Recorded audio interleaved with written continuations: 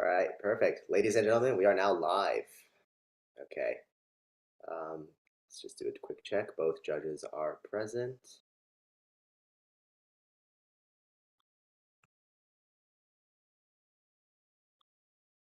All right, we'll be starting in a moment.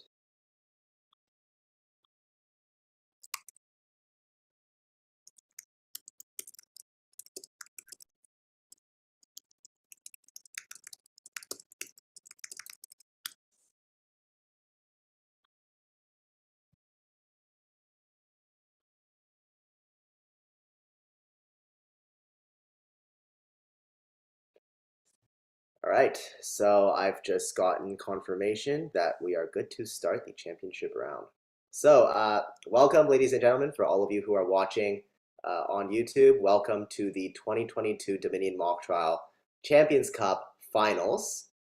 So, as all of you know, we had a very, very exciting competition last week. We had over 80 students and 13 teams from across the country, all in high school, participating in a mock trial tournament, arguing this arson case this year, RV Lucas. And from 13, we've now narrowed the playing field down to just 2 teams. So we'll do a quick introduction of the teams, followed by the judges, and then I'll hand it over to our presider to begin the round. So on the prosecution, or the crown, we have Merivale High School Team 1 from, Merivale High School in Ottawa. And as the defense, we have Evocation Academy Team 1 from Toronto, Evocation Academy. Both of these teams performed incredibly well in the preliminary rounds, both scoring 6.5 ballots out of 8 possible, and they emerged as the 2 highest scoring teams in the competition in preliminaries. And that's how we got here today. So these 2 teams are going to compete for the championship title in today's final round. Now, before we begin the actual round, I'd like just to introduce our 2 judges here. So today our presider is Judge Robert Basunder.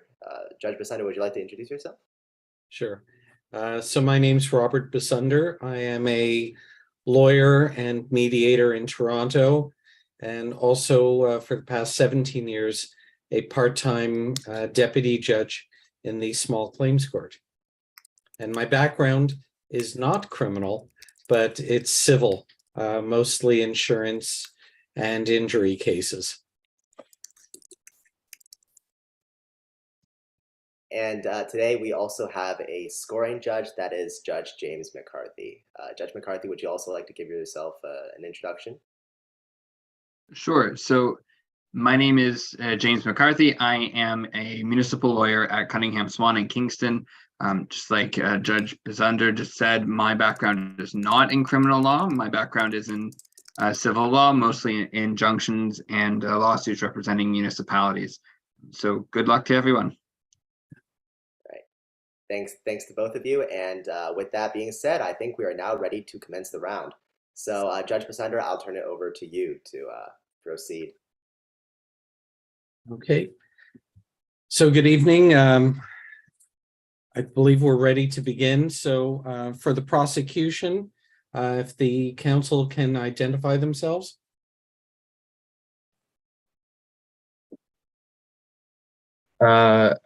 Hi, I'm Andy Wu. Okay. Good to meet you, counsel. I'll be starting with the opening statement. Okay. Wonderful. May I proceed, Your Honor? Maybe if I could just see who's who and get a lay of the land first. So on my counsel list, I have you, Mr. Wu, giving the opening statement. I also believe there's that you'll be doing the first direct examination. That is correct. And then I believe the second direct examination, is it Vaibhav Panchanatam? Yes, Your Honor. That's fine. Good to meet you, counsel. Nice to meet you.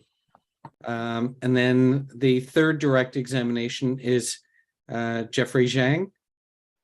Yes, Your Honor. And am I correct that some of you look familiar from last year? I guess I am remembering correctly. And then we also have some individuals as witnesses. Said Max Song is Drew Garcia. Yes, I am. Okay, good to meet you. Ezra Smith is being played by Lucas Jin. Yeah, that's correct. Okay, good to meet you too. And then we have Blake Ali being portrayed by Charlotte Burgess. Yeah, hi, nice to meet you. Likewise. Okay, and I think, is that everyone for the team? Or have I missed anyone? That's everyone, Your Honor. Okay, and we'll do the introductions for the defense team when the defense case begins. So, Mr. Wu, if you're ready to begin. Yeah, thank you, Your Honor. May it please the court, opposing counsel, members of the jury. Ryan Lucas had reached his breaking point. In the early morning of June 6, 2022, a fire broke out at 2328 Millcrofton Avenue, a three-story building known as the Birch. Smoke started rising into the air, and within minutes, the building was engulfed in flames. A number of tenants, still living in the building, were hospitalized for smoke inhalation as they tried to escape. Thankfully, there were no casualties. But what caused the fire? Why did the Birch burn down? Members of the jury, you'll learn today that the Birch fire was caused by its own landlord, the defendant, Ryan Lucas. The defendant had operated the Birch at a financial loss for years, so much so that the Birch was hemorrhaging money. When the Birch was prepared for demolition, a number of the defendant's tenants refused to leave. And with nowhere else to go, they remained in the building, even as the defendant used every tool in his disposal to remove them. And by the night of June 6th, the defendant had enough. Ms. Lucas decided to take things into her own hands. The evidence will show that the defendant ordered Ernst Wagner, her property manager, to set the Birch on fire. The evidence will show that at 2:30 a.m. on June 6th, the defendant picked up Ernst Wagner from the Birch. Within half an hour, the building was ablaze, and the evidence will show that on June 7th, the defendant helped Ernst Wagner flee the country, paying for a plane ticket to Montenegro. The evidence will show that Ryan Lucas had taken matters into her own hands.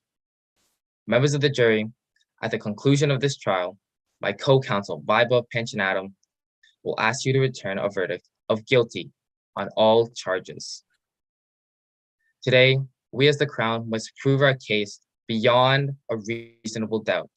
We must prove that the defendant, on count 1, abetted or helped perpetrate arson with a disregard for human life. And on count 2, the defendant intentionally obstructed the course of justice by facilitating the escape of the perpetrator. This is no small burden, but is one we will meet once you have seen the evidence and heard the testimony today. On the night of June 6th, the Birch tragically burned down, but it was no accident. Today, you'll see evidence and hear testimony showing that the Birch fire on June 6th was intentionally set. You'll hear from our first witness, retired fire investigator Drew Garcia, who will explain his investigation into the fire at the Birch. We expect that Mr. Garcia will tell you about how the fire started on the second floor through the use of chemical accelerant poured across the ground. Mr. Garcia determined conclusively that the fire was intentional. And what linked the defendant to the fire? You'll learn that on the night of the fire, Ernst Wagner entered the Birch.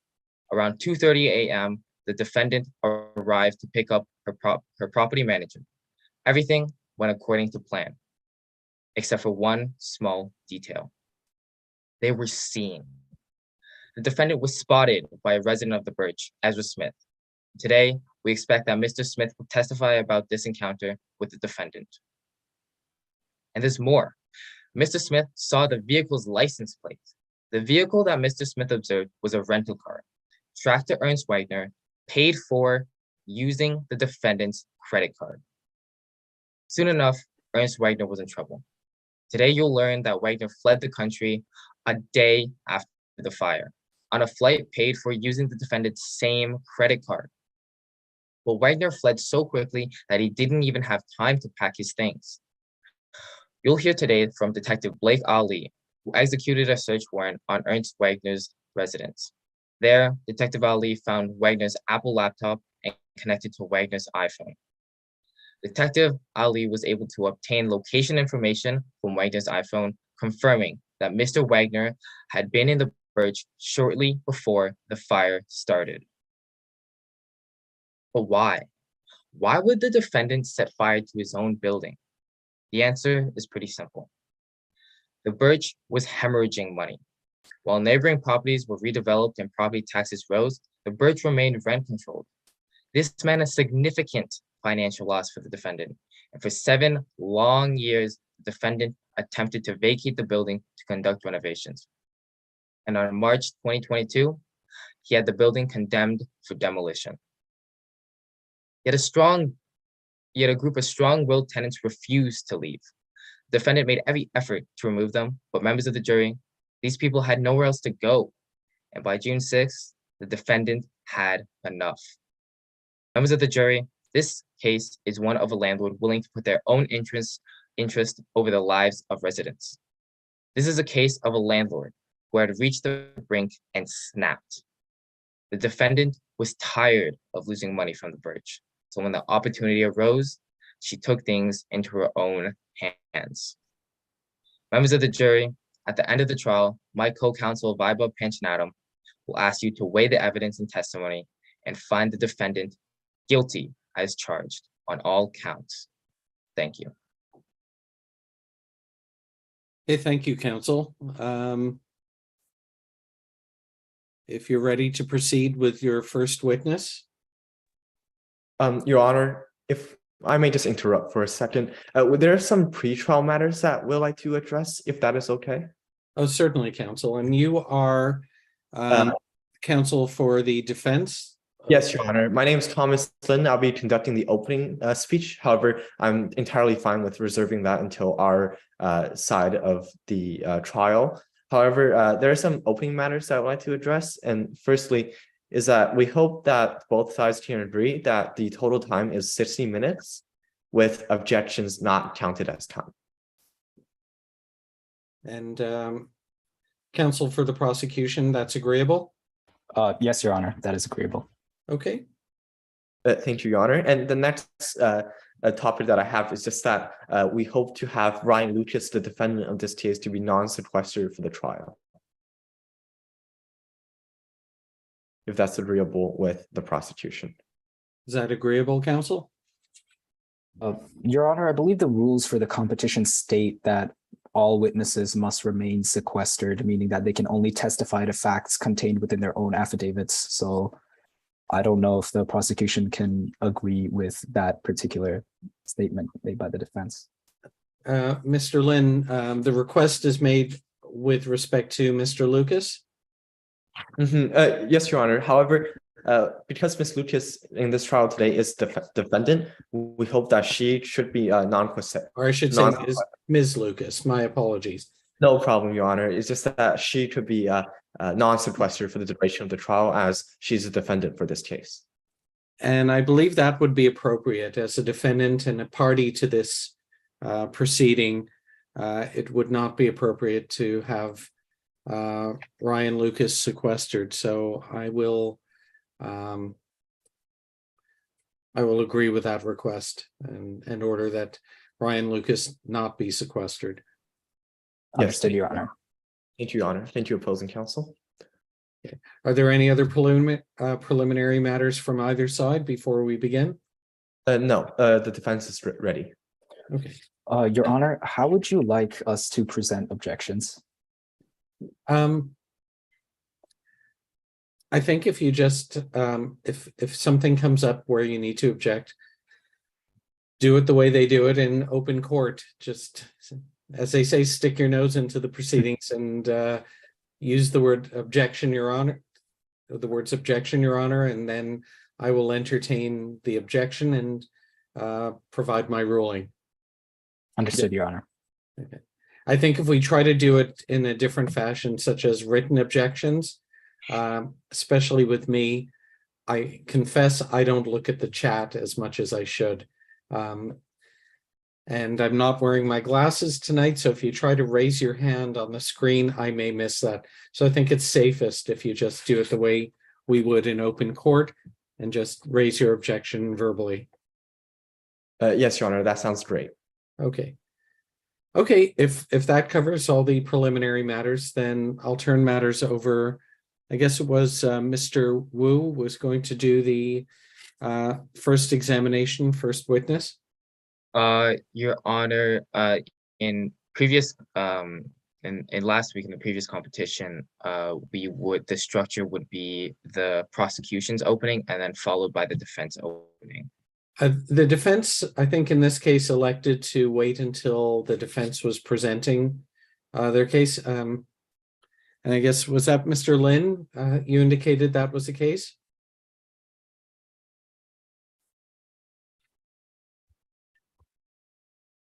My apologies, Your Honor, my camera had a little issue there. Yes, we're entirely fine with that. We can preserve that until our side of the trial.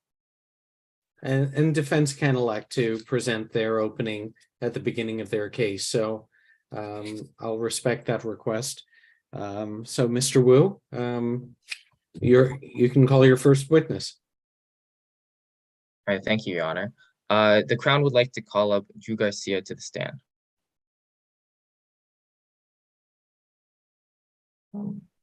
May I proceed with the direct examination? Yes, and I think the rules of this trial are that we are to presume that the witnesses have been sworn or affirmed, even if we don't do that on screen. So you can proceed with the witness. Thank you, Your Honor. Good evening, Mr. Garcia. Could you please introduce yourself to the court? Hi, my name is Drew Garcia. Let's start with your professional background. Where are you presently employed? Well, I retired back in 2014, but in the past, I worked closely with the Domino Fire Department. In fact, I was with them for 33 years, first as a firefighter, then as a fire investigator. And could you tell us about your past experience as a fire investigator? For sure. I have been a fire investigator for 20 years, from 1994 to 2014. Over these 20 years, I investigated 16 fires, 6 of which were multi-unit buildings. While the last time I investigated fire was back in 2013, I would say I'm still more than qualified, considering my extensive experience. So can you tell us about your qualifications in fire investigation? Sure. Every 5 years during my career, I made sure to complete the fire investigation certificate. So how did you get involved with this case? I got involved because I was called in by the City of Domino Fire Department on June 6 to help investigate a fire at 2328 McCrofton Avenue, also known as the Birch. Your Honor, at this time, the Crown would like to remind the court that per stipulation 5A, Mr. Garcia is pre-tendered as an expert witness in the field of fire investigation. Okay. I'd now like to discuss the details of your investigation. When did you arrive at the scene of the fire? I arrived at around 4:30 a.m. when fire services were still putting out the fire. Because of that, I began by making general observations about the building. And could you give us a brief description of the building? Sure. The building has 3 stories with 8 units on each floor. There is also a semi-underground basement level. And did you ever enter the building for your investigation? Yes, I did. Once the fire was extinguished, I entered the building at around 5:30 a.m. And how did your investigation proceed from there? Well, I began in the basement, and then I gradually worked my way up to the 1st, 2nd, and 3rd floor. Let's talk about each of those individually. Can you explain your findings regarding the basement? I didn't find anything particularly noteworthy with the basement. There was no observable fire damage there. So what about the first floor? Well, on the 1st floor, many of the residential units appeared to be actively lived in, with personal belongings and perishable food present, some of which was even in mid-consumption. The damage present on this floor was caused by heat transfer from the 2nd floor. You mentioned the 2nd floor. Can you tell us what you found on the 2nd floor? Sure.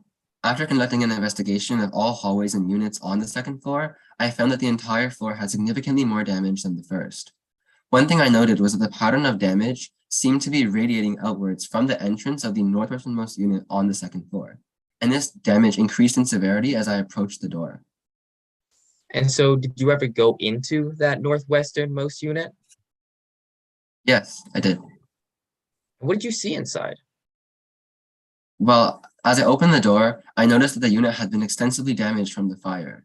The door to the unit was especially damaged, particularly on the interior side. I also observed significant charring along the floor of the entire unit, which formed a trail going from room to room. Did you notice anything about the charring? I did. The largest and most severe concentration of charring had formed an irregular circular pattern. This is consistent with fire damage caused from liquid accelerants being poured along the floor of the entire unit, with the fire starting in the living room. This was where the charring was at its greatest intensity. And what did you find charring in the unit?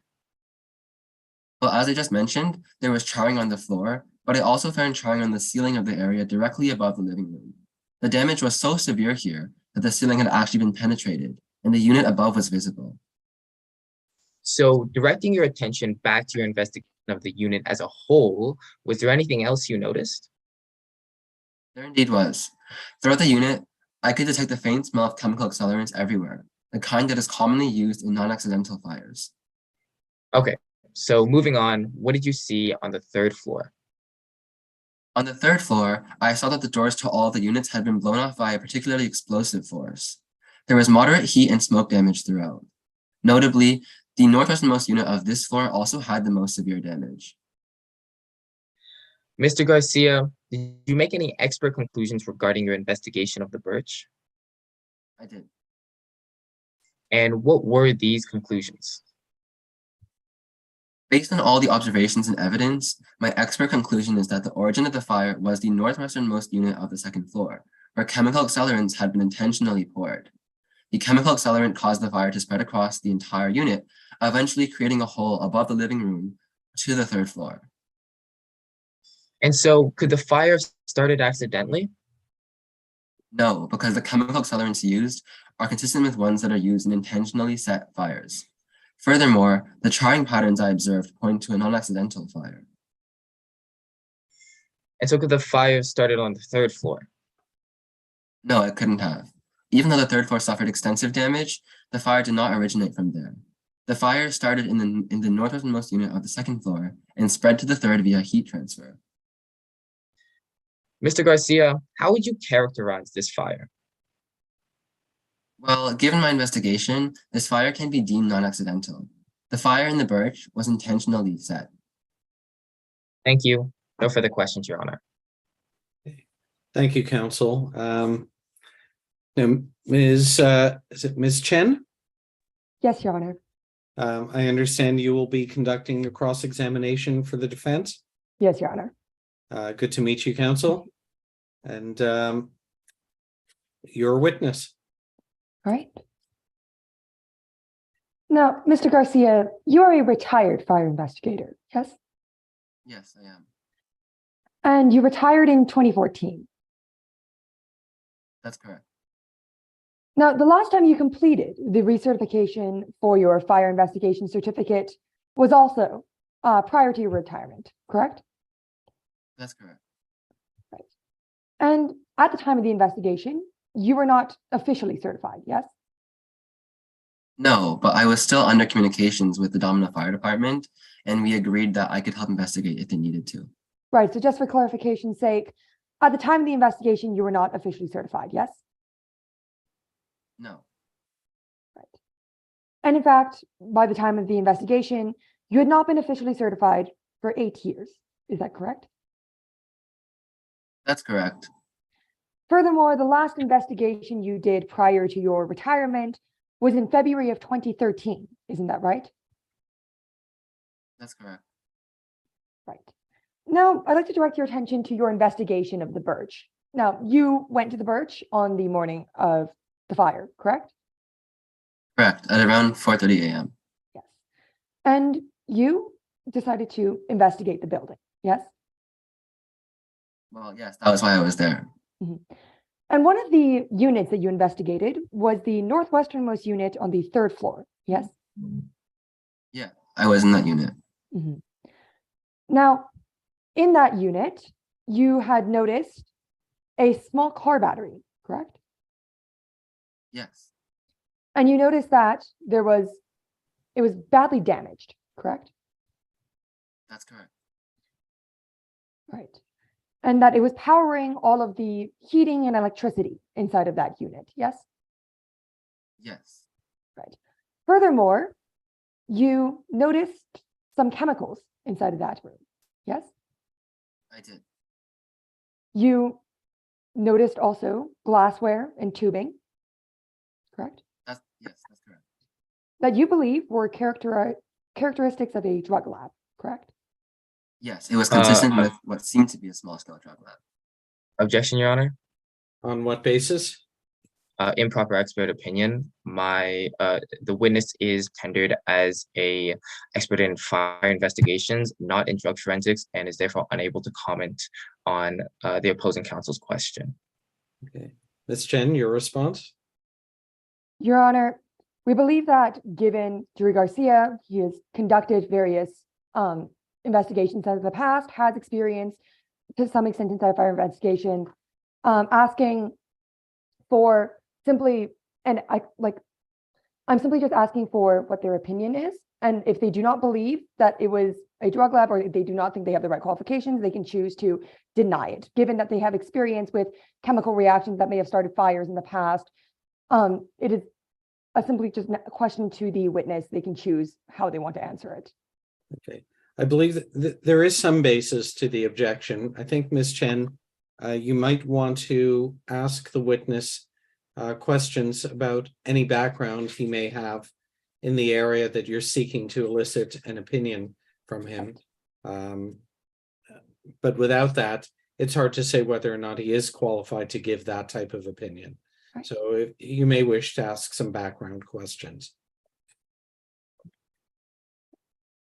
Right then. You'll give me one moment. Now, Mr. Garcia.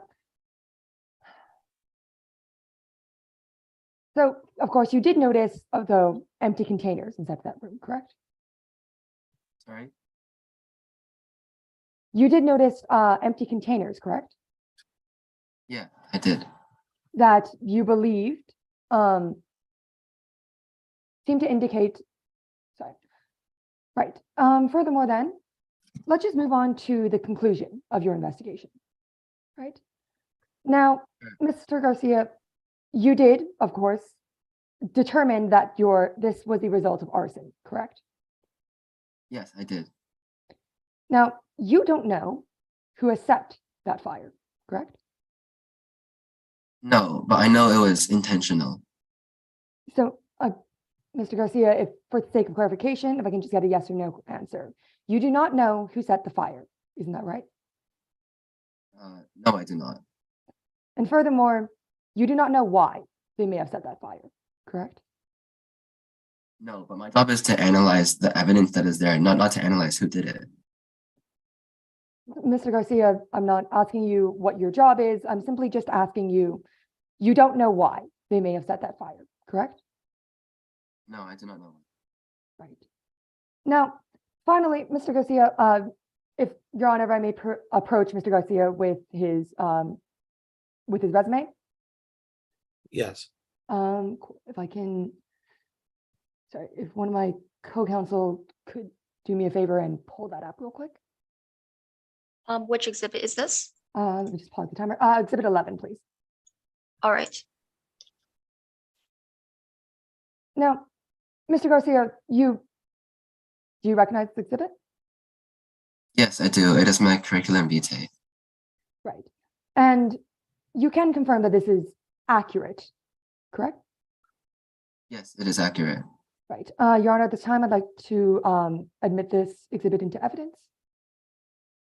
It'll be, yes, we'll instruct the clerk to admit this into evidence. Right. And now,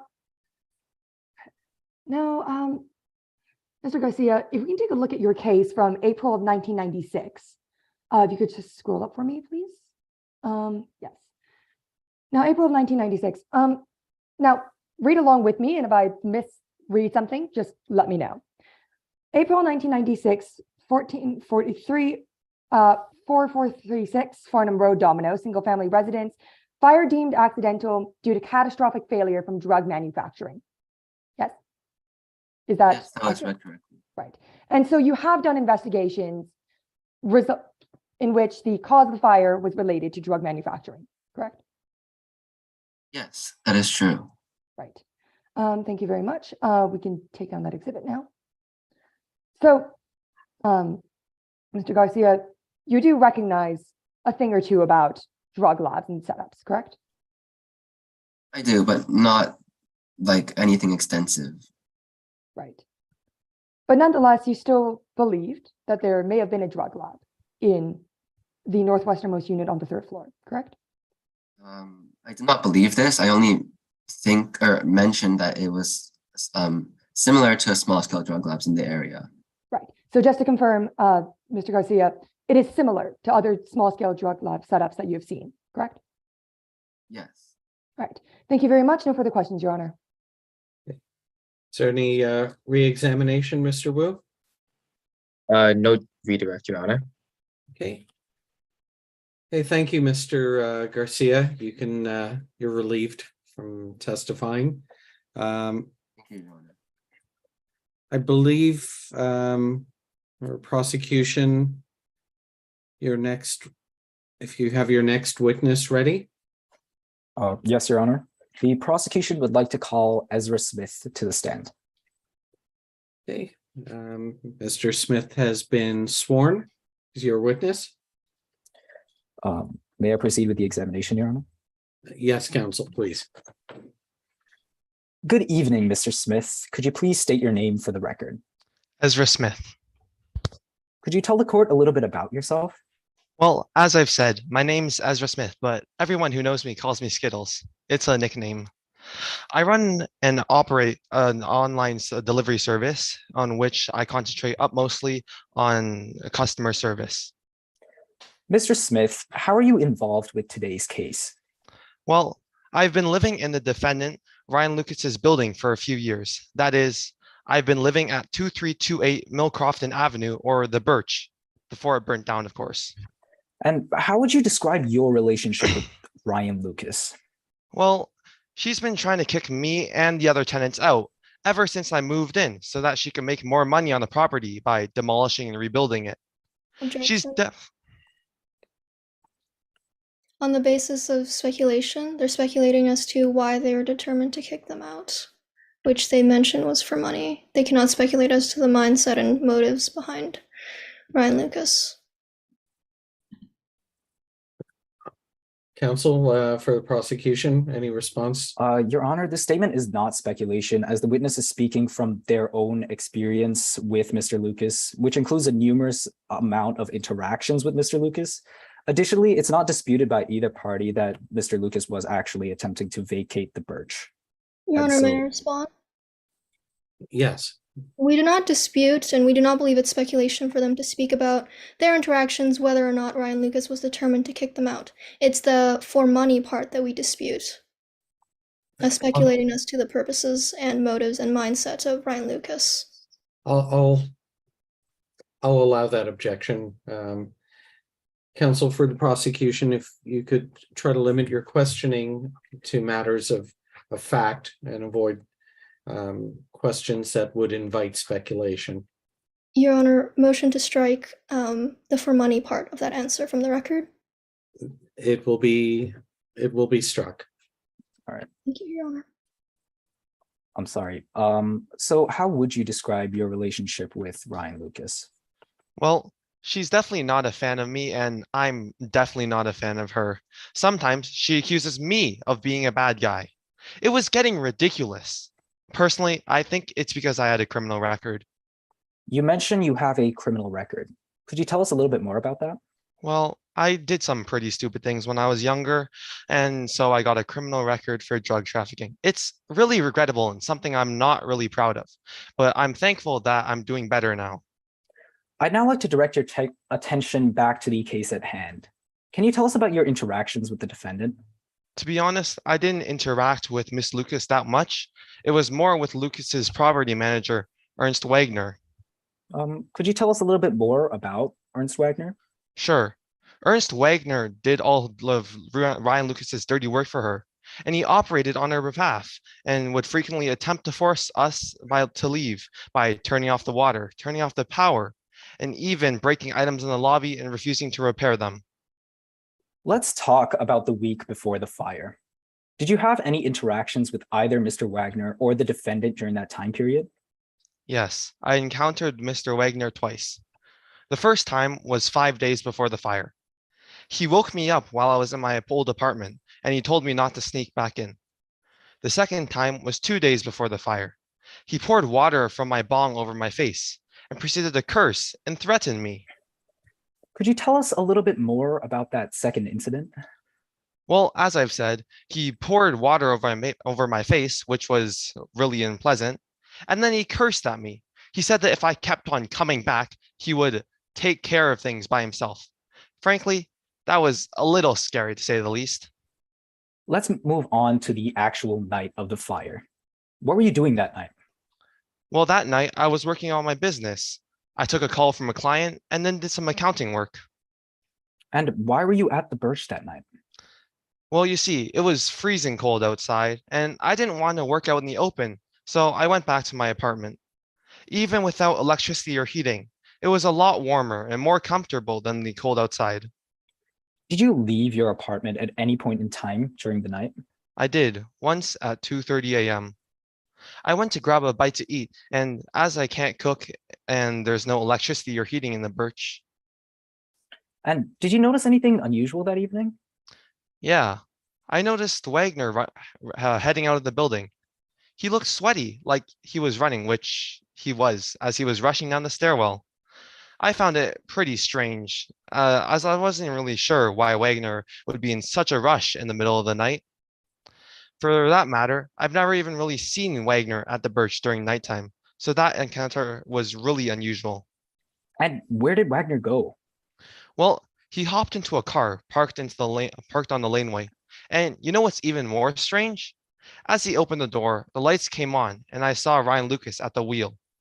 I've never even seen Ryan Lucas or Ernst Wagner visit the Birch during the night, so that was extremely confusing. You mentioned a vehicle. Could you tell us a little bit more? Sure, it was a Honda Civic with license plate BUTA 0767. How were you able to see the license plate? Well, the lighting was pretty good because of the streetlights and because of the car's interior lights that came on when Ernst entered the car. As well, my memory is just pretty good as my grandma's been training it ever since I'm a little kid. Going back to the events of that evening, what did you do after seeing Wagner? Well, I went to grab some food and I headed back to the Birch around 3:05. But when I got back, I saw smoke billowing out of the building. Can you tell us a bit more about what you saw? Yeah, the building was smoking, like something was on fire. I thought about going inside to get my stuff, but I decided to call 911 instead. Suddenly, there was a purple flash, and the fire was even more severe. I started yelling, "Fire!" to warn others that may have been in the building, to try and get them out. Now, Mr. Smith, what followed the events of the fire? Well, I gave a statement to the police, telling them everything I knew, and then I went to crash at a friend's place. But the Birch was my home, and now that it's gone, I am unfortunately completely homeless. Thank you, Your Honor. No further questions. Okay. Ms. Wu, cross-examination of the witness.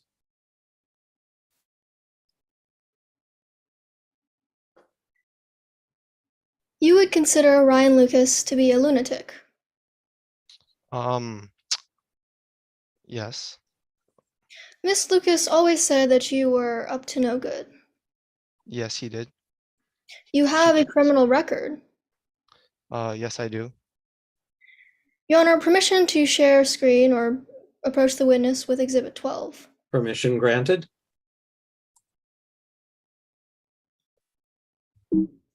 Mr. Smith, you recognize this, don't you? Yes, I do. This is a copy of your criminal record. Yes. It is a complete and accurate depiction of your criminal record. To my knowledge, yes. Your Honor, permission to enter Exhibit 12 into evidence? The document will be admitted into evidence and entered as an exhibit. I'd like to direct your attention to the charges. You were convicted of drug trafficking. Yes, that's correct. I'd like to move on to your eviction from the building. You were evicted from Ryan Lucas's building, Yes, I was. so you are no longer a legal tenant. No, I'm not. However, you kept coming back to the building. Yes, I did. While you were sleeping at the Birch, Ernst Wagner woke you up. Yes, he did. Ernst Wagner told you that Ryan had instructed them to check every unit every morning. Yes. If you were there, Ernst was instructed to kick you out. Yes. Ernst also told you that they would do random spot checks entering apartments. Yes, he did. But isn't it true that you heard all of these things from Ernst Wagner? I suppose it is. So you didn't hear this directly from Ryan Lucas. I guess I didn't. Ernst's comments were the ones that were scaring you. Pardon? Ernst's comments were the ones that scared you. I suppose so. 2 days before the fire, you snuck in again. Yes. Ernst Wagner poured bong water on your head. Yes, as well as shouting curses as well and threatening me. And you were angry as a bull elephant in a rut at Ernst Wagner. Yes, but I managed to keep my calm. I'd like to now direct your attention to the night of the fire. You were in the apartment at the Birch on the night of the fire. Yes, I was. So you were up all night that night, were you not? Yes, I was. As I've said, I was working on my business. And you claim to have been getting a snack right before coming back to the smoking building. Yes. However, you have no evidence of this. I have no evidence of what? Pardon? You have no evidence of you getting a snack or anything of what you were doing before the smoking building. Well, I suppose I don't.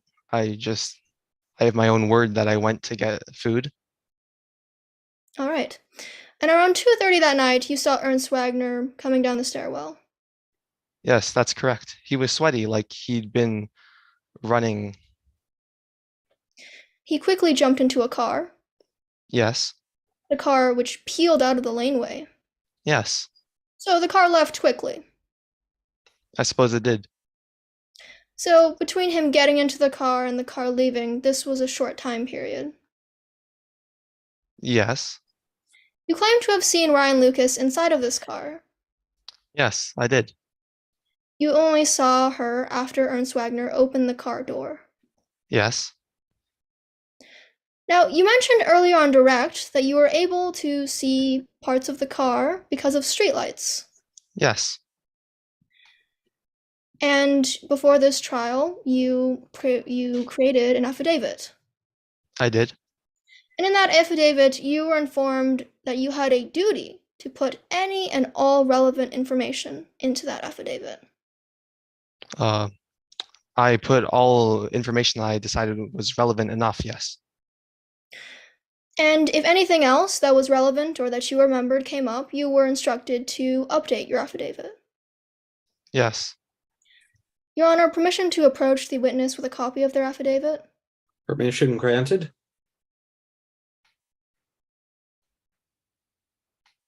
This is a copy of your affidavit, correct? Correct. And I'd like to read to you the part that talks about this car and this eyewitness from line 10. If I deviate from it, let me know. He quickly jumped into a vehicle that I had not seen before. As the property manager opened the car door, the inside light illuminated Ryan's face. Could you tell me where it says that there were nearby streetlights that also helped illuminate Ryan's face or any part of the car? Well, I didn't think it was relevant enough because I thought it would be pretty common sense to know and assume that there would be street lights all along a street and as such nearby so that they would cast light on them. Respectfully, I did not ask what you think is common sense. I asked whether or not you put in your affidavit other light sources that helped you see Ryan Lucas's face. No, I did not. You saw Wagner in the week leading up to this event, did you not? Yes, I did. I'd like to direct your attention to immediately after the fire. You called in to report the fire, did you not? Yes, I did. You then spoke with the police who came to investigate this fire. Yes, I gave my testimony to the police. Yes, you gave a witness statement to the police. Yes. You told them everything you knew at the time. Yes. You identified only Mr. Wagner as a suspect in this investigation.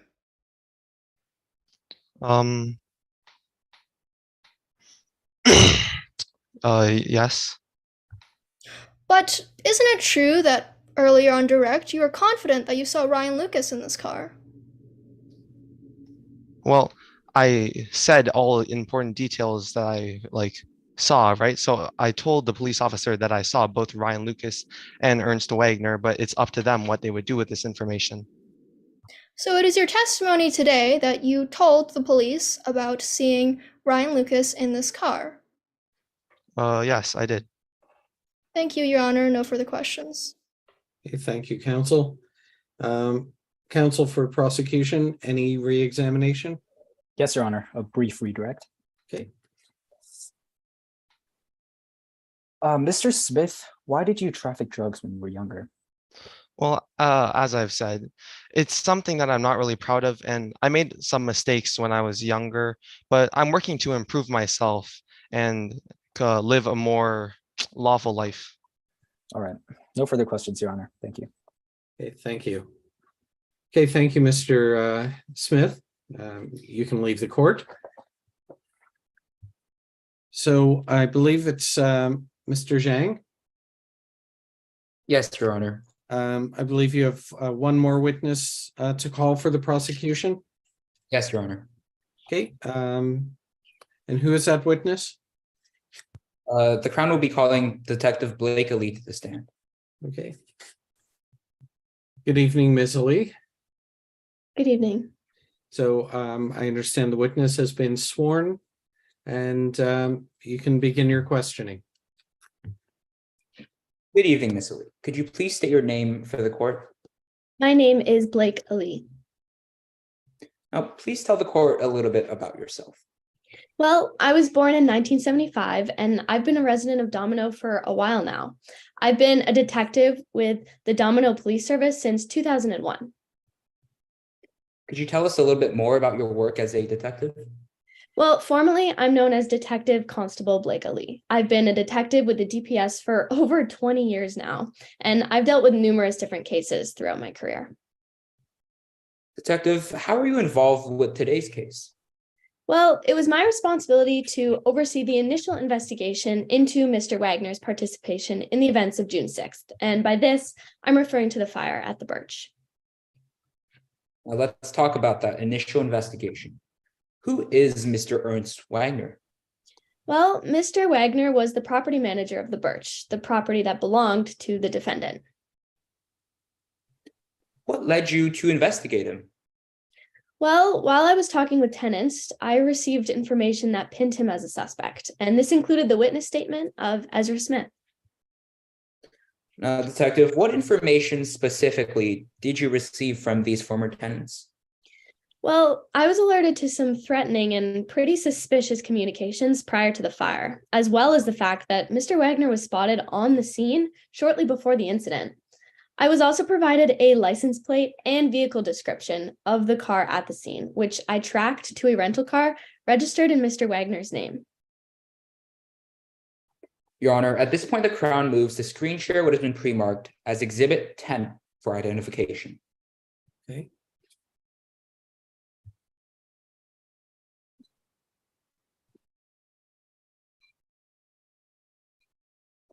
Detective Ali, do you recognize what this is?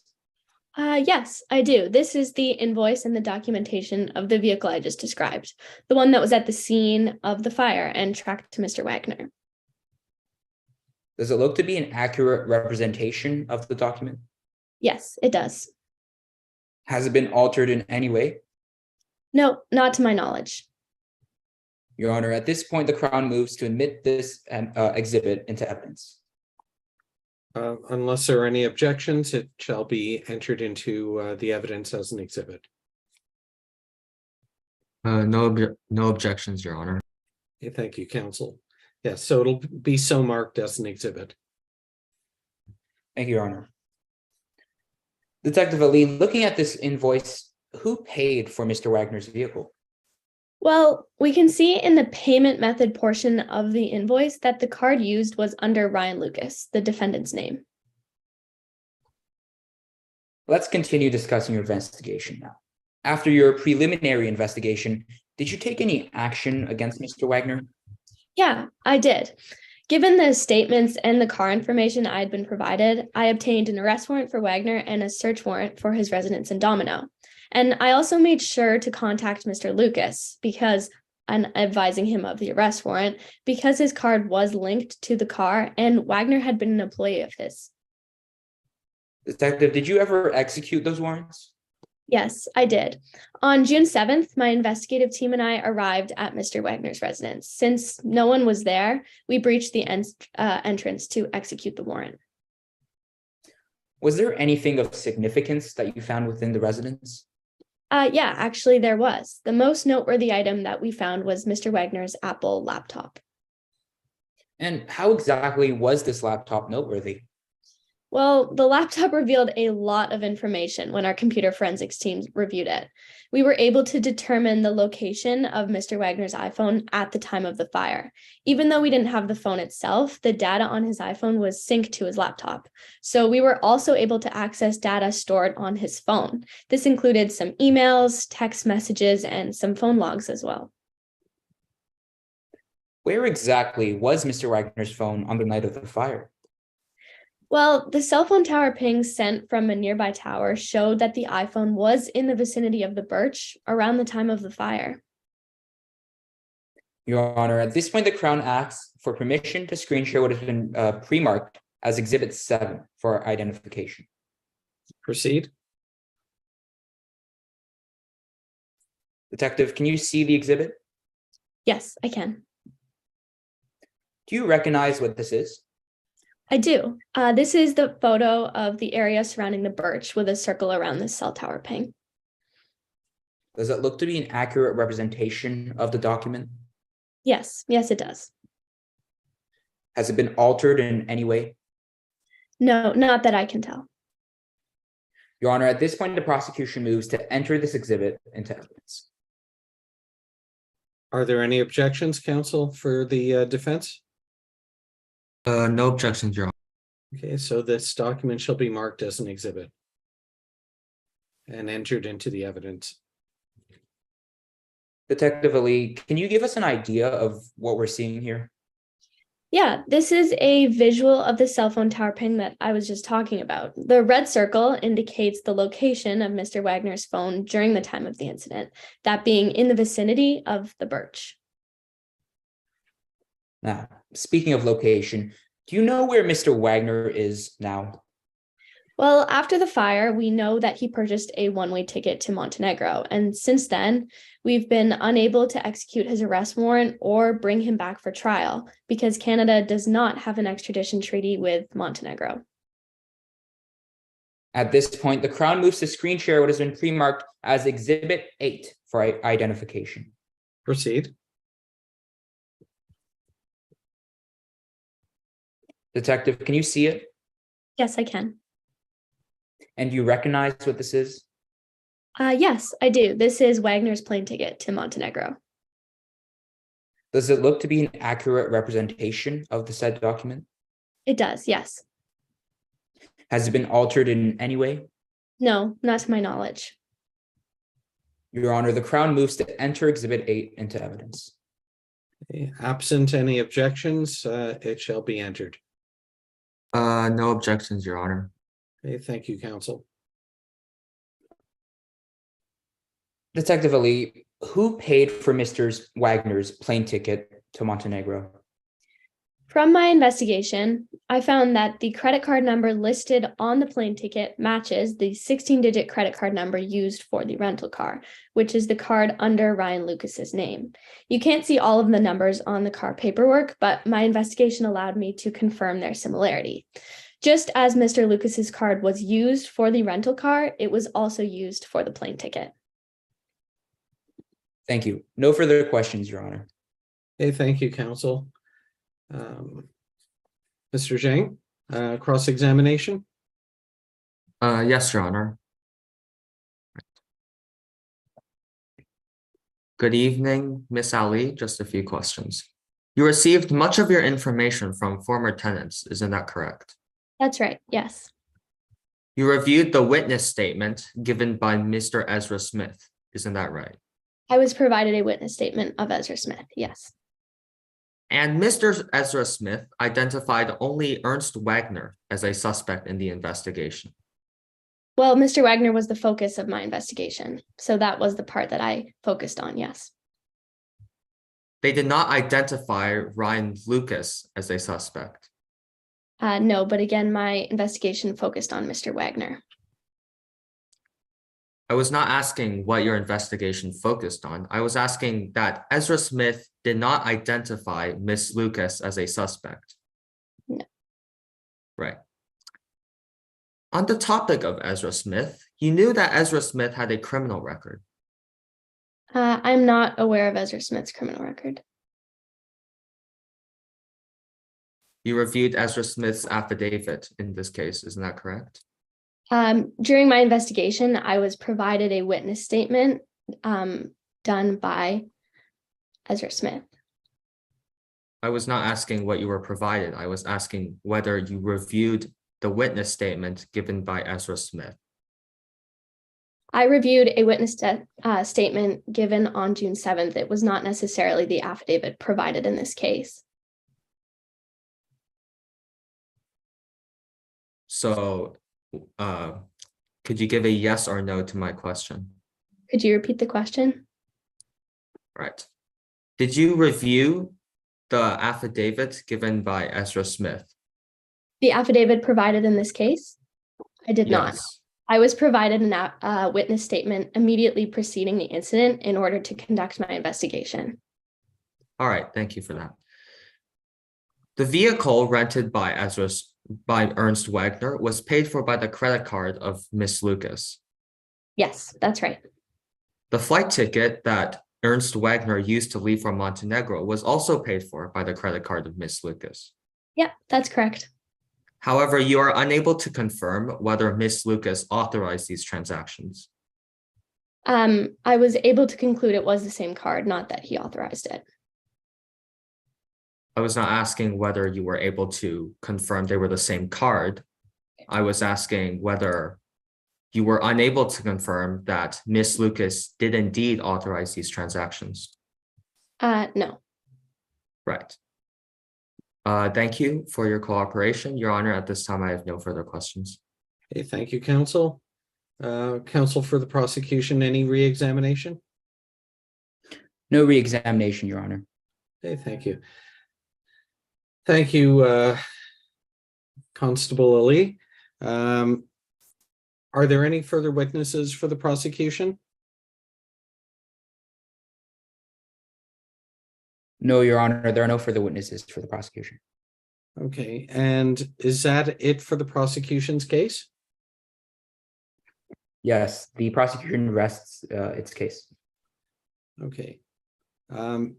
I will allow, if there have been documents that have been entered into evidence as exhibits and pre-marked, you can make reference to them in your closing submissions without having introduced them in the evidence at this point.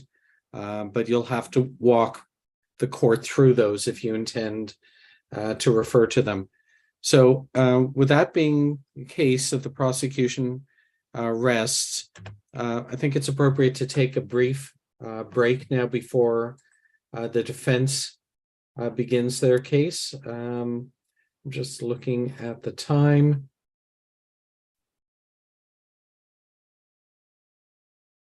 I will defer to the people who are running this as to how long a break you think would be appropriate.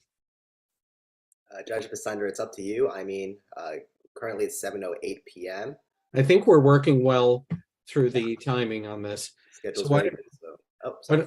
why don't we give people 10 minutes, give them time to think, breathe, drink, bathroom, whatever they need. So I think we are on my time, 7:08 p.m. So why don't we come back? Let's make it 7:20. And we'll resume then. That sounds great with us, Your Honor. Thank you so much. Okay, so we'll take a short break and we'll reconvene at 7:20.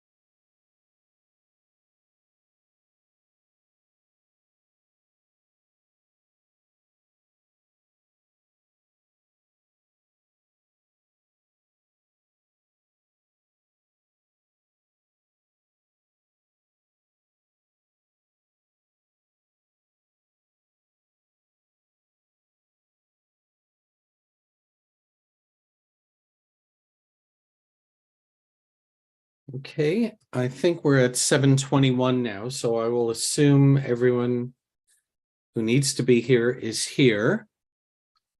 So I believe we are at the stage inviting an opening statement for the defense, and I believe Mr. Lin, you will be delivering that.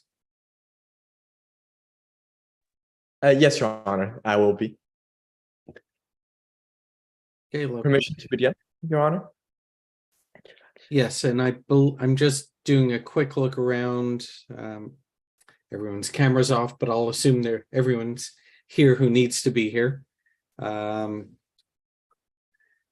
Perfect. Okay, so Mr. Lin, you can begin. Thank you, Your Honor. Your Honor, members of the jury, opposing counsel, may I please report.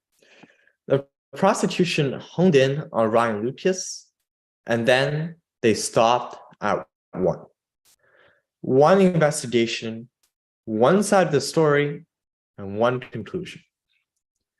Today, the prosecution painted you a story, but they only told you what they wanted you to hear. They have mentioned in their opening statements that Ms. Lucas ordered Ernst Wagner to set fire to the birch. But as you will find through our side of the story, that Ms. Lucas was actually nowhere near the fire.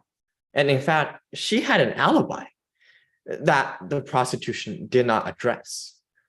They also mentioned how Ms. Lucas authorized the transaction of fleeing to Montenegro for Ernst Wagner. However, what they did not consider again was that Ms. Lucas had no knowledge of such transaction, and it was Ernst Wagner himself, his only intent to flee, while Ms. Lucas had an alibi. Lastly, in their opening statement, they also mentioned how Mr. Smith spotted Ms. Lucas at the scene and time of the crime. But what they fail to mention is that Mr. Smith had a consistent grudge against Ms. Lucas, as well as at 2:30 a.m., the site of the scene was extremely unclear. And it was a split second where Mr. Smith could see the inside of the car. Today, it is the prosecution who have the burden of proof.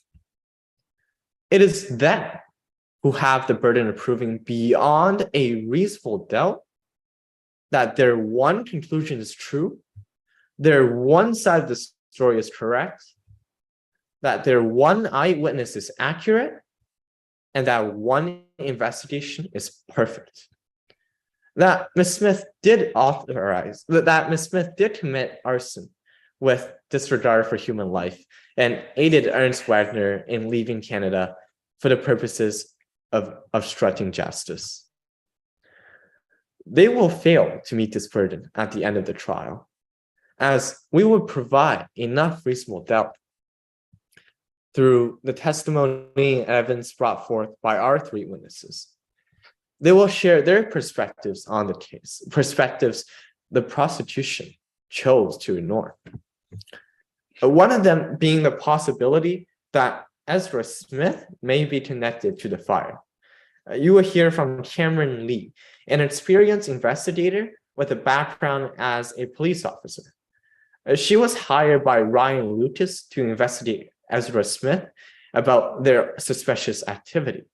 You will hear that Ezra Smith keeps a drug lab in his apartment that he actively uses, including instances where Cameron Lee observed unknown residue on their shirts, as well as unknown residue on the boxes that were carried back into their apartment. Secondly, we will call Ryan Lucas, the defendant, to the stand. Now, Ms. Lucas had no obligation to come before you today, but she chose to today anyway to tell the truth. Having been accused of this monstrous crime, Ms. Lucas is taking time out of her day to state that she was not the one who committed it. Even further, she will state that she had no criminal intention at all with Mr. Wagner, much less committing an arson together. In fact, she has an alibi, members of the jury, with Taylor Smalls, where they were discussing Miss Small's rough breakup all night with a local chef. How, as a real estate investor, Miss Lucas created the community of Domino, and she won't be the one who intends to destroy it. The prosecution also did not consider the possibility of an alibi throughout their arrest and investigation. Our last witness is Taylor Smalls, who was an ex-fentanyl addict and met Miss Lucas through support charity that she volunteers for. She would come and testify to Miss Lucas's alibi. You will hear from Miss Smalls that Miss Lucas was with her the entire night on June 6, 2022. They were talking about her rough breakup with a local chef, and Miss Lucas never lost the sight of Miss Smalls, so she could not have possibly committed the crime. The prosecution's case had one conclusion and did not consider any other reasonable suspects, such as Ezra Smith. They had one investigation and did not consider the possibility of an alibi that Miss Lucas may have. They had one side of the story and did not consider the possibility that it was Ernst Wagner's own criminal intent rather than also Miss Lucas's. Your Honor, members of the jury, they stopped at one. The charges presented today involve intentional arson. It is a horrible, horrible crime that was committed. And that is why the prosecution's burden of proof is the highest in our justice system, beyond a reasonable doubt. Now, in order for prosecution to meet this burden, they have to look at all reasonable doubt, all lines of inquiry, all possibilities of explanation, but they stopped at one. The criminal of that action, of such arson, should be brought to justice. But that person that should be held accountable today is not Miss Lucas. At the end of the trial, Your Honor, members of the jury, there will be enough reasonable doubt to the prosecution's case because they stopped at one. And we ask you to find Miss Lucas not guilty. Okay. Thank you, counsel. And I believe you, your first witness is Cameron Lee, and I see counsel for the prosecution back on camera. Were there any procedural matters you wish to address before the defense calls its first witness? No, Your Honor. Okay. So I believe it's Mr. Zhang will be conducting the examination of Cameron Lee. Yes, Your Honor. Okay. Whenever you're ready, you can begin your questioning. I'm over here. For the record, my name is Adam Zhang. I will be performing the direct examination of Cameron Lee for the defense. Please state your name for the court. My name is Cameron Lee. What is your occupation? I am currently a private investigator at PI5, which is Domino's largest and most reputable private investigation firm. What is your prior education? I graduated from the University of West Francis with a bachelor's degree in criminal justice and a master's degree in forensic sciences. What other prior work experience do you have? Well, before I became a private investigator, I worked as I served in the United States Armed Forces and was honorably discharged, and also worked as a police officer with the LA Police Unit for 9 years, and I retired in 2017. During your time as a police officer, what work did you specialize in? I specialize in the drug and gang unit, and as a child, I grew up watching a lot of Law and Order, and I've always thought that it was pretty cool to become a police officer when I grew up. And during my time as a police officer, I've seen many drug labs and drug accidents, and I wanted to help my community to by getting rid of these drug addicts. Nice to hear that. What methods did you use to conduct your work during your time as a police officer? Well, it included and was not limited to photography and video surveillance, audio surveillance, and cell phone and GPS tracking, as well as many other methods. Right. I'd like to talk about your history with the defendant. So how did you come to know Ryan Lucas?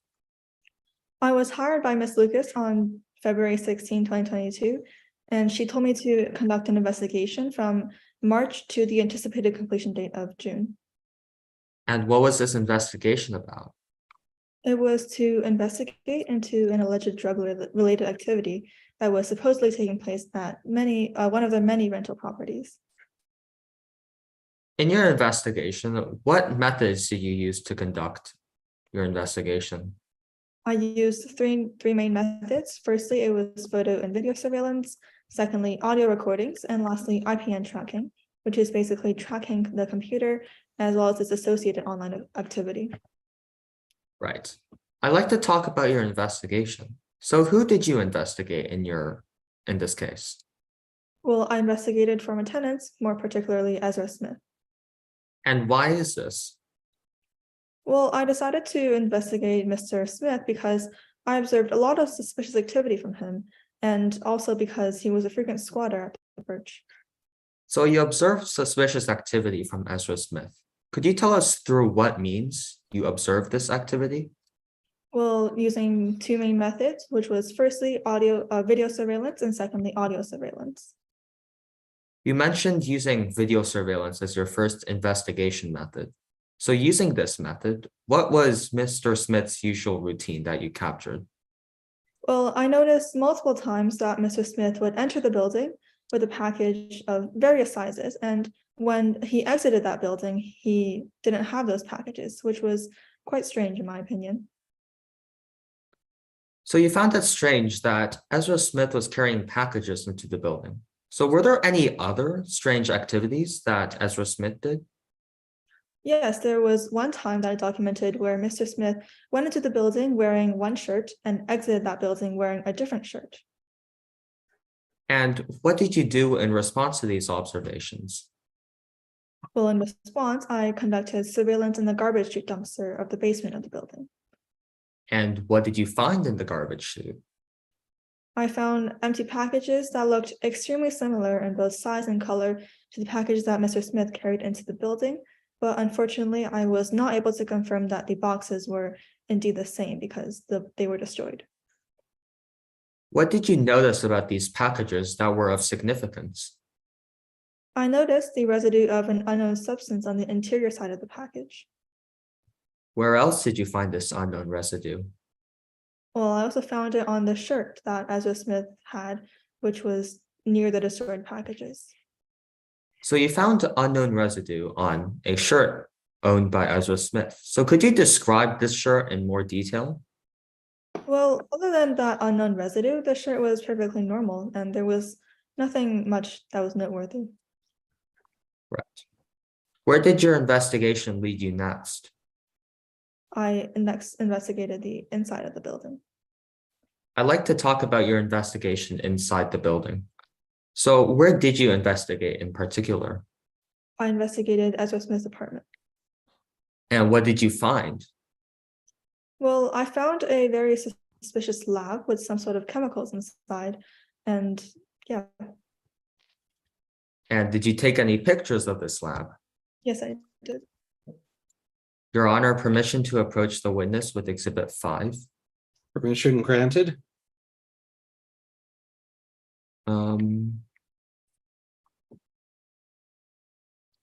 Just to confirm that everyone can see my screen. Yes. Yes. Right. Miss Lee, what is this? Well, this is a picture of the lab I mentioned that I took in Ezra Smith's apartment. Has this exhibit been changed in any way, shape, or form? No, it has not. Thank you. Your Honor, defense moves to enter Exhibit 5 into evidence.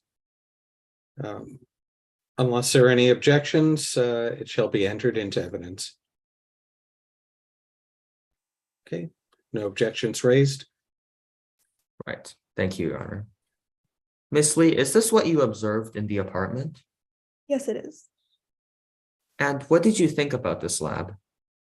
Well, in my mind, there were two main possibilities. Either Ezra Smith is a huge chemistry enthusiastic, or they were probably just making drugs. Objection, Your Honor.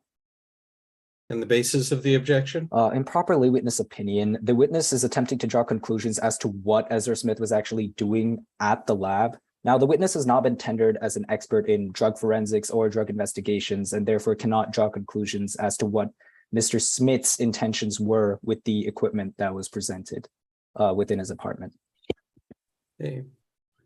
Mr. Zhang, any reply to that submission? Your Honor, I could move on.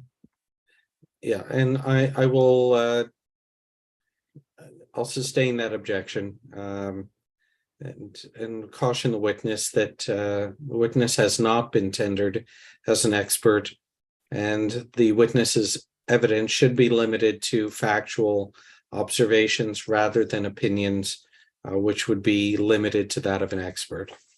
Yes, Your Honor. Thank you, Your Honor. Could you describe what is in this picture? Well, as you can see, there are beakers, glass tubes, and equipment that you'd find in a lab, and also a monitor that is nearby. Right. Stop share. Earlier, you mentioned seeing Ezra Smith going into the Birch with many packages and switching shirts. And you also mentioned finding unknown residue on these things. And what did you interpret these actions as? Well, I interpret it as Ezra Smith bringing in chemicals to use for this lab. Thank you. So you mentioned finding this drug lab while Ezra Smith was still a tenant. And what happened to this lab after Ezra Smith's eviction? Well, after the lab was gone. And speaking of Ezra Smith's eviction, did you conduct any more investigations of the apartment after said eviction? Yes, after Ezra Smith was evicted, I conducted 3 more walkthroughs of the apartment. And what did you notice about this apartment on all subsequent investigations? Well, nothing really on the first 2 because the apartment didn't appear to be lived in since there was no garbage or personal items in the apartment. In the days leading up to the fire, did you notice anything new about this apartment? Yes, actually, a few days before the fire, I found a small sleeping bag and some boxes outside the door of the apartment. You mentioned finding boxes. What did you notice in particular about these boxes? Well, these boxes appear to have the similar residue that I observed earlier on the boxes that Ezra Smith was carrying in and out of the building. Thank you. Earlier, you mentioned that the second investigation technique you used was audio surveillance. So through audio surveillance, what did you notice about Ezra Smith? On the same day I observed the unknown residue of the boxes in the shirt, I also observed an audio recording of Mr. Smith's conversation with someone on the phone where he said, "This stuff doesn't leave a trace." Objection, Your Honor. And the basis for the objection? Hearsay. At the moment, the witness is presenting a statement, an out-of-court statement offered for the truth of its contents to the court. Additionally, the defense already had an opportunity to cross-examine Mr. Smith on the base, and so they could have clarified with him the basis of which these statements were made. Your Honor, may I respond? Yes, counsel. Your Honor, we are not using these statements to prove the truth of the contents in these statements. Rather, we are using these statements to prove that Ezra Smith said these statements. And these statements also paint a better picture or a more complete picture of Ms. Lee's investigation process, as she testified that audio surveillance was one of her investigation methods. May I respond, Your Honor? Yes, counsel. Your Honor, if they're simply using the statement to prove that Ezra Smith said the statement, then there's no need for them to explicitly state what Ezra Smith said within those statements. They can simply state that Ezra Smith made statements that were pertaining to what they assumed to be the building. Okay. I'm going to allow the line of questioning. I think, again, I'll caution counsel that in their questioning to avoid eliciting hearsay evidence if possible. And I take counsel's submission that it is not being tendered for the proof of the contents of the statement. So I'll allow the questioning to continue. Thank you, Your Honor. Shall I re-ask the question? If you could, and Thank you. So, Ms. Lee, earlier you mentioned that the second investigation technique you used was audio surveillance. And through this audio surveillance, what suspicious activities did you notice from Mr. Smith? Well, I observed on a recording that Mr. Smith said, "This stuff doesn't leave a trace, and I'm going to make him pay for this." Thank you. Your Honor, at this time, I have no further questions. okay, thank you, counsel. Prosecution, cross-examination, Yes, Your Honor. May I proceed? when you're ready. Miss Lee, you were approached by the defendant in order to investigate drug-related activities at his rental apartment, The Birch, correct? Yes. And you signed a 3-month contract with the defendant in order to conduct this investigation, right? Yep. I'd now like to direct your attention to your investigation of The Birch. You state that you saw Mr. Smith entering the building with boxes. You're right, boxes containing unknown residue. I'm sorry, is that a yes to my question? That is a yes. And you saw him exiting the building without these boxes. Right. Now, boxes are used for many things, aren't they, Miss Lee? They are, but these boxes in particular had an unknown substance that I didn't recognize. Once again, is that a yes to my question? That is a yes. You'd agree that boxes can be used to transfer things such as clothes and groceries?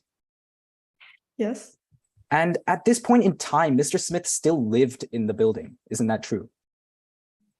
That's true, but once again, like I said, these boxes contain unknown residue, which isn't really usually found in boxes with groceries. Now, referring to the unknown residue, you state that you did see some sort of unknown residue on all of the boxes, right? Yes. However, you did not actually test what this substance was, did you? No, I did not. You also state that you monitored the garbage chute Right. and saw what you thought to be the same boxes, right? Yes, they look very similar in both size and shape. But you were not actually certain that these were the same boxes, were you? Of course, I cannot be 100% certain because those boxes were later destroyed, but from my observations, they were pretty similar. Sorry, so just to clarify, you were not certain that they were the same boxes, were you? Not 100%, yes. Now, you stated that you heard one of Ezra Smith's phone conversations, right? Right. And you did not have any video evidence of this phone conversation, did you? No, I did not, but I had audio evidence. So you based this solely off of the audio recording? Yes. And you did not actually see Ezra Smith make this call? No, I did not. So you determined this was Ezra Smith solely based off of your audio recording. Isn't that true? Yes. All right, I'll move on. Now, you observed Mr. Smith's apartment 3 separate times after he was evicted, right? Yes, I did. And you did not see any evidence of squatting the first 2 times. Isn't that true? Right. The first 2 times there was no evidence, but the third time I observed a sleeping bag and the same boxes with the unknown residue in front of his Right. door. You observed a sleeping bag and boxes the 3rd time you visited, right? Yes. However, you're not sure who the sleeping bag actually belonged to, are you? No, I'm not. You did not find any evidence that the sleeping bag actually belonged to Mr. Smith, did you? I did not. And you stated that you saw boxes outside of the apartment the 3rd time that you visited, right? Right. And those boxes had the similar residue as to what I saw in the boxes that Ezra Smith carried into the building. However, you didn't actually test what this substance was either, did you? No, I didn't. You didn't have any hard evidence tying these boxes to Ezra Smith, did you? I do not have concrete evidence, yes. In fact, you were not even sure what the contents of the boxes were in the first place, are you? Well, as a private investigator, I am first of all supposed to be unnoticed, and opening those boxes to actually investigate and test the chemicals might cause the person who owns those boxes to notice. So obviously, I don't want to get sued to damage by damaging this property. Sorry, Miss Lee, you stated yourself that the apartment was abandoned. Isn't that true? Sorry? You stated yourself that nobody was supposed to be living inside of that apartment as Mr. Smith had been evicted. Isn't that true? That's true, yes. And yet you still did not check what was inside the boxes of what was supposed to be an empty apartment. Is that correct? Just because the building was supposed to be abandoned, that doesn't mean that there couldn't be any squatters in there.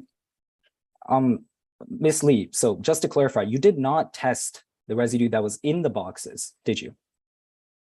No, I did not, because like I said, as a private investigator, I'm not supposed to be going beyond the lines of other property because I don't have a warrant. All right, no further questions, Your Honor. Thank you, counsel. Any re-examination? No, Your Honor.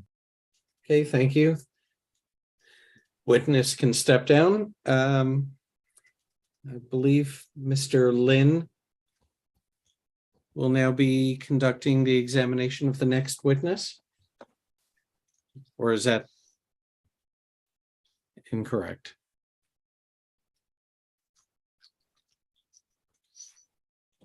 Yes, Your Honor, just permission to rearrange my setup and camera, if that's fine. Absolutely. Thank you, Your Honor.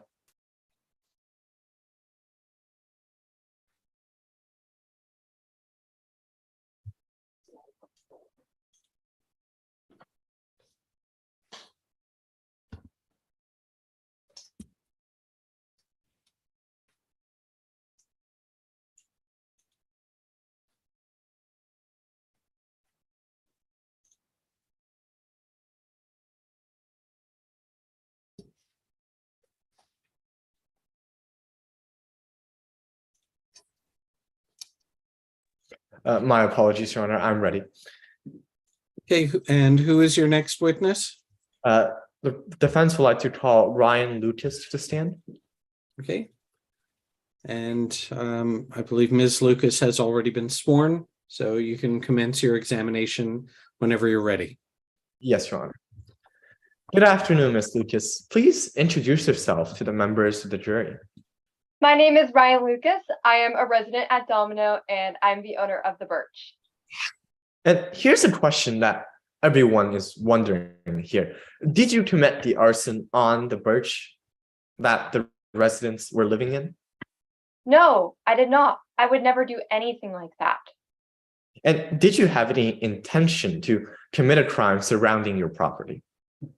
No, not at all. Thank you, Ms. Lucas. Now, let's start back from the beginning. Did you become associated with the Birch? Well, I have owned the building for the past 15 years, and the building has been in pretty rough shape since the beginning, but I rent out the building to tenants, and that is one of my sources of income. And did you manage this whole rental business by yourself?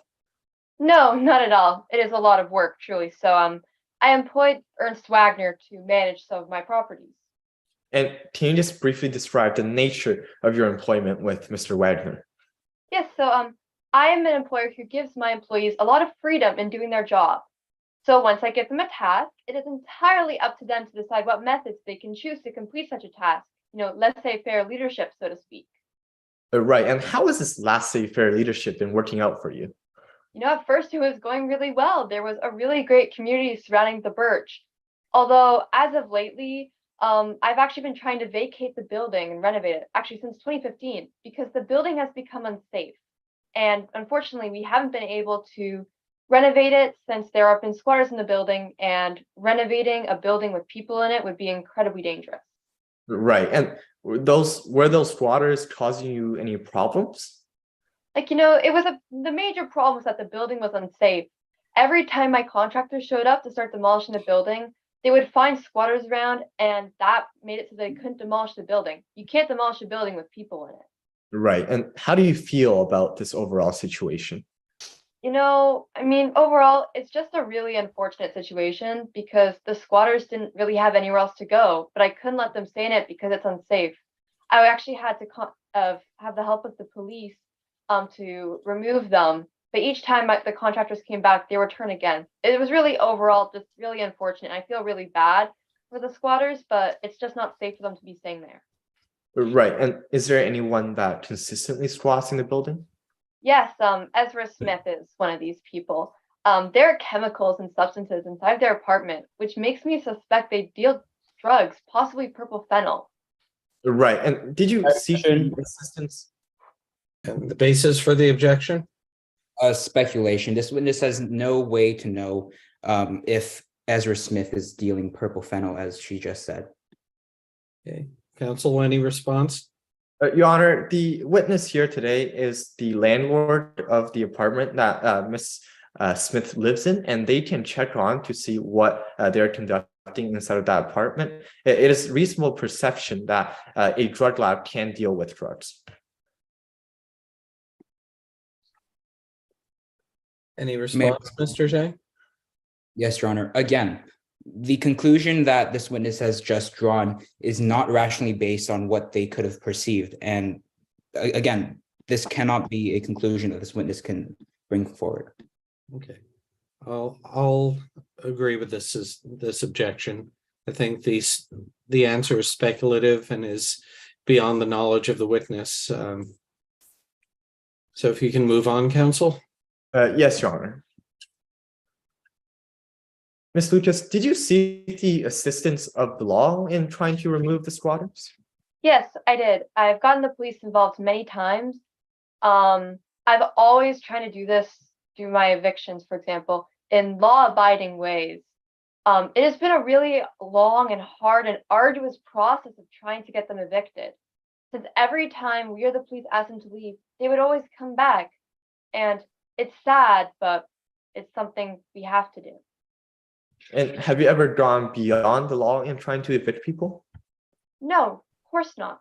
I've contacted law enforcement to help me, and they were on my side as the building was already condemned and unsafe. I would never risk anything to jeopardize my reputation as a landlord, as real estate is an area where reputation is everything. And I simply wouldn't break the law in the first place. Right. Now, Ms. Lucas, I'd like to ask you some questions about the night of the fire. Ms. Lucas, where were you that night? Well, I was with my friend Taylor Smalls. We're friends, and I had her over at my house. We talked for the entire night since she had a pretty rough breakup with this local chef, and I felt really bad for her. And I just, I want to just talk with her like you do to a friend. Right. And how do you meet Taylor Smalls in the first place? Well, we met through my volunteering work with Fentanyl Addicts Anonymous. I volunteer with them. I like to give back to my community. But she was a part of the program. She came to me for help sometimes, and she had a pretty rough life before, but she's a good person. Yeah. And what do you talk to her specifically that night? Well, we were talking about our job as a waitress and my jobs and just, life in general. We were together the entire time, and, I'm a person who's really focused on my conversations. I gave her some advice on how she should get over him and stuff like that. Although I did have to pause a few times to text some of my property managers to check in on them. Right. Now, moving on to the afternoon of June 6th, how were you notified of this fire? Well, Detective Ali called me to notify me and said there was an arrest warrant for Ernst and I should come to the station. This was a complete surprise to me. And why was this a complete surprise to you? Well, I had no idea he would do anything like this. So why was there an arrest warrant for Ernst? Well, the detective found a rental card outside the Birch, and that rental card was connected to my credit card. Why was that rental card connected to your credit card? Well, Ernst manages all the property that I own in North York, and he isn't able to, and he got his car recently recalled, and so he needed a new car or a rental car to be able to travel from site to site for the job. He wasn't able to afford the costs, so I covered it as his employer. And do you know where Ernst Wagner went afterwards? Well, after the whole incident, I don't know for certain where he went, but I did find something extremely strange on my credit card, an unauthorized charge for a plane ticket to Montenegro. And Ms. Lucas, just to confirm, that authorization was not authorized. No, I did not authorize that transaction. Right. Now, finally, Ms. Lucas, just to confirm, were you at the Birch on the night of the fire? No, I was not. Taylor Smalls was with me at my residence, and we talked all night about a breakup she had. And Ms. Lucas, how do you feel about the fire that happened on the Birch? Well, it was a truly horrible thing that happened to our community, and I really hope that the criminal will be brought to justice. However, I am not the person responsible for it. I would never do something harmful to the community, and I certainly would not break the law. Thank you, Ms. Lucas. Your Honor, I currently have nothing further. Okay, thank you, counsel. Cross-examination? Yes, Your Honor. However, before I begin my cross-exam, I would like to note something. I'd like to note that the witness made some statements at the start of the exam that are blatantly improper opinion and covers the ultimate issue in the case. However, my microphone did not function and I was unable to object at the time. And the statements that I'm referring to are, did you commit the arson of June 6, 2022? And did you have any intention to set fire to your building? And both of the answers from the witness were yes. And as such, I request that these answers be struck from the record. Your Honor, may I respond to that? Yes, please do. Just to correct opposing counsel, the answers to those questions were no, she did not commit such crime. And as well, the defendant in a criminal trial can deny their guilt. That is how a criminal trial would proceed. The defendant here, Ms. Lucas, simply denying their guilt to the charges that were presented to her. By no means are they concerning the ultimate issue. That is a issue for the jury to decide. And if it is concerning the ultimate issue, if a topic merely raises it, it does not achieve the objection of the ultimate issue. Any further submission on the objection, counsel? Yes, Your Honor. The statements made by the witness goes directly to the ultimate issue as it goes directly to mens rea. And as such, these answers should be struck from the record. Your Honor, may I respond to that again? Sorry. Well, I'm going to ask counsel, is there a specific rule in the rules of evidence that you're referring to in terms of the objection? Your Honor, I cannot tell you off the top of my head, but I can go to the document right now. Why don't we take a 2-minute break to allow you to review that? And then you can direct my attention to the rule that you're relying on for the objection. Okay, thank you, Your Honor. Thank you. Yes, Your Honor. Thanks.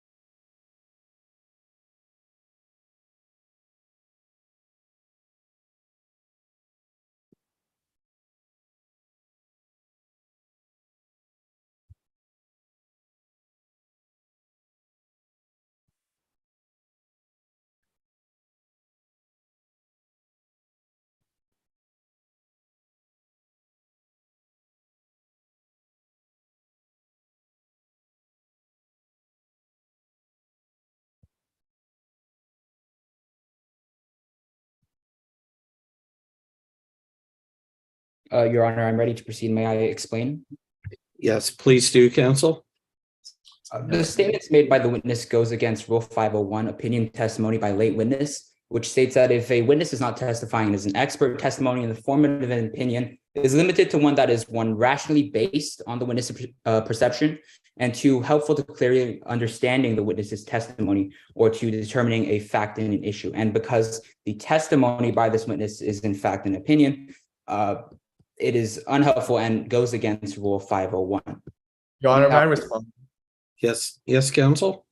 I have seen that opposing counsel have changed their objection to opinion based on late witness. And here, denying one's guilt is a right in a criminal trial, not an opinion that one asserts. And this is not an ultimate issue that the opposing counsel have brought up. And it is simply not based on perception. It is their own. It is their own right to deny their own guilt. It is entirely up to the jury to decide the weight that they give to the testimony. Okay, I'm going to overrule the objection. Your Honor. I don't consider this to be opinion evidence. I consider this to be a statement of fact, and also a statement by the witness who is the accused as to their state of mind, which is a relevant issue in these proceedings. So I will allow the questions and the answers to stand in the evidence. I will state that admissibility is a different matter than weight. And one would expect a defendant, if they're proceeding through a trial, to be denying their involvement in the crime and denying that they would commit the crime. As to whether that has any real weight in terms of the consideration of this court, the jury will be properly instructed as to the weight that that evidence is given. But in my opinion, it should be admissible. Yes, Your Honor. Thank you. Understood, Your Honor. Okay, May I so proceed? please proceed.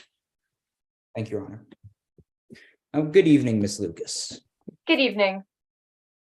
You own multiple apartments throughout North York and Domino, right? Yes, I do. And your main source of income is from the rental fees of these buildings, right? Yes, of all of these buildings, yes. Now, I'd like to direct your attention to the Birch now, the building involved in the fire. You've been trying to demolish the Birch for many years now, haven't you? I have. In fact, you've been trying to do it since March of 2015. Yes, I have. It was unsafe. I want to renovate it so it could become better. All right. And that was because the Birch was losing you considerable amounts of money, wasn't it? I mean, that is not really, actually. It was mostly because it was unsafe. In fact, I was actually offering cash settlements to residents to leave. Ms. Lucas, is it your testimony today that your decision to demolish the building was not based on the fact that it lost you considerable amounts of money? It was one of the reasons, but it was also because it was unsafe. Ms. Lucas, you prepared an affidavit before coming to this trial, right? Yes, I did. And you made sure to include anything that you deem relevant? Yes. And you understood that you could have changed your affidavit, right? Yes. And I don't think anything I've said has contradicted my affidavit. That was not my question. Please, a yes or no? Yes. All right. At this point, Your Honor, the Crown would like to screen share a part of this witness's affidavit. You can proceed. Just 1 second. Oh, there it is. Now, I'd like to direct your attention to paragraph 4, line 5. Could you, if my counsel could please scroll. There you go. Now, I'm going to read that statement to you, and I'm going to ask you to follow along in your head. With the increase in property taxes I had to pay combined with the rent-controlled nature of my units, I was running the Birch at a financial loss. That's your statement, yes? Yes, and that's true. And I never said I wasn't. I just said that that wasn't the main reason why I demolished the building. If I could actually direct you to line 3 of my affidavit, paragraph 3 of my affidavit, I state that while the building was in very poor condition when I bought it, its condition has gotten substantially worse over the years.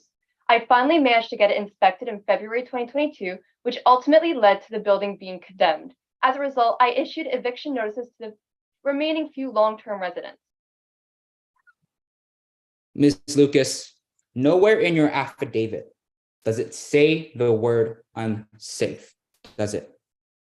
Condemned means that it is unsafe. I'm sorry, that was not my question. Nowhere in your affidavit does it say the word unsafe, does it? It does not explicitly say the word unsafe.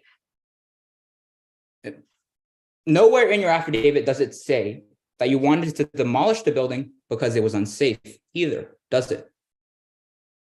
I said I didn't ever give a specific reason. I said that I wanted to demolish the building so I could build a completely new structure on it. One of these reasons was because the building was condemned. Miss Lucas, I'm asking you a clear question. Nowhere in your affidavit does it say that you wanted to demolish the building because it was unsafe. Your Honor, objection. And the basis? That's an answer. My witness has already given an answer to that question. Response, Your Honor. Proceed, yes.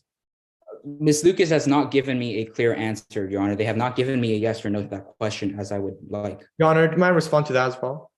Well, I would state that I have not heard a clear answer to the question myself.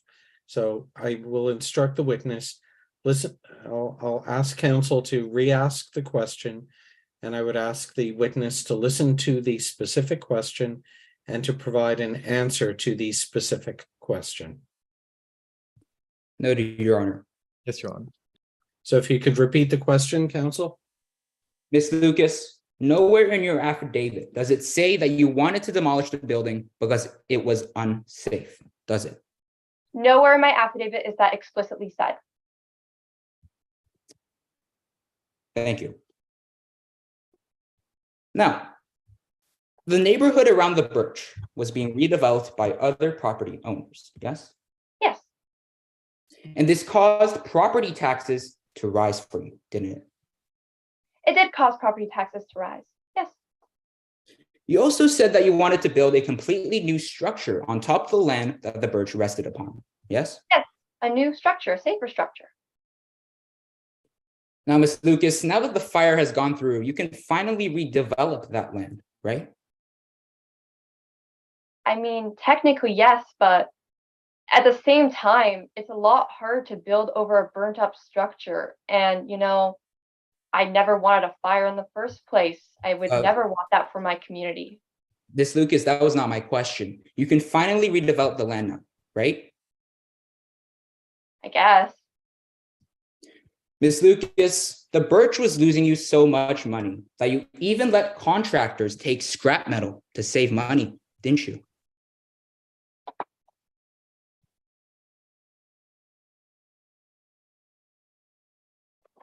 I mean, yes, but at the same time, I still have enough money that I even donate places.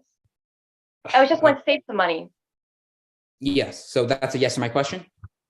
Yes, I want to save some money. Okay.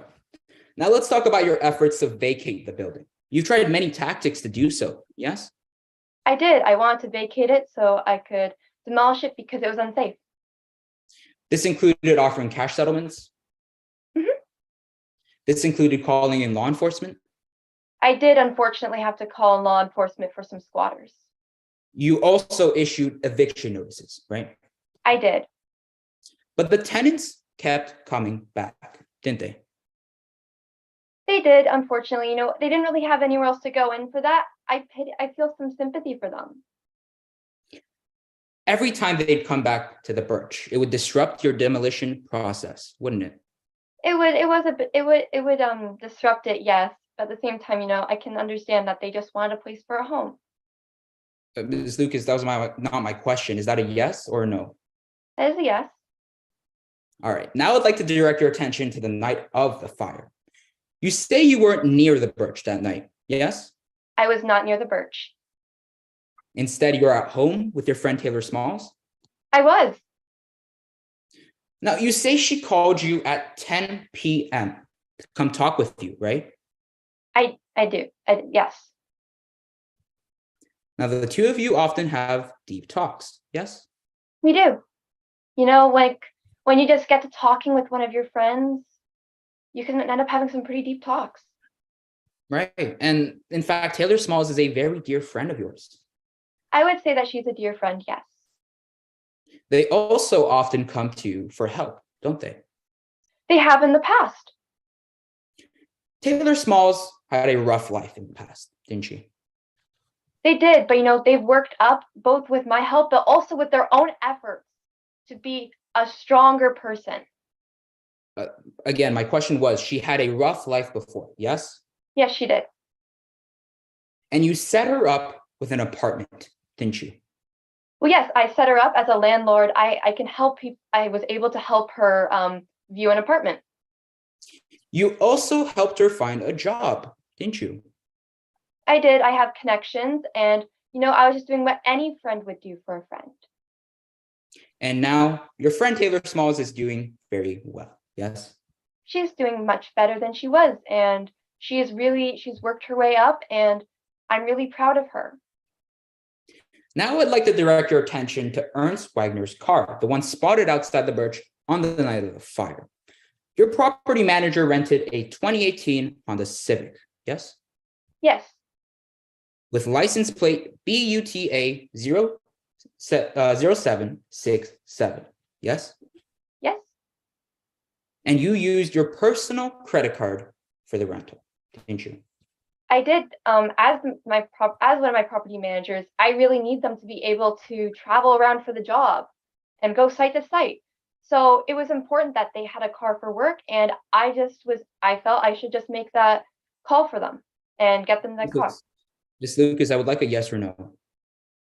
Well, that is a yes. All right. Now, Your Honor, the Crown moves to screen share what has already been entered into evidence as Exhibit 10. Permission granted. This is the invoice of that vehicle, correct? It is. And an invoice to your personal credit card? Yes. Now, your property manager, Ernst Wagner, does not have your physical credit card, does he? No, he does not. And he has never had it before either. He's never had it in his possession. No. Right.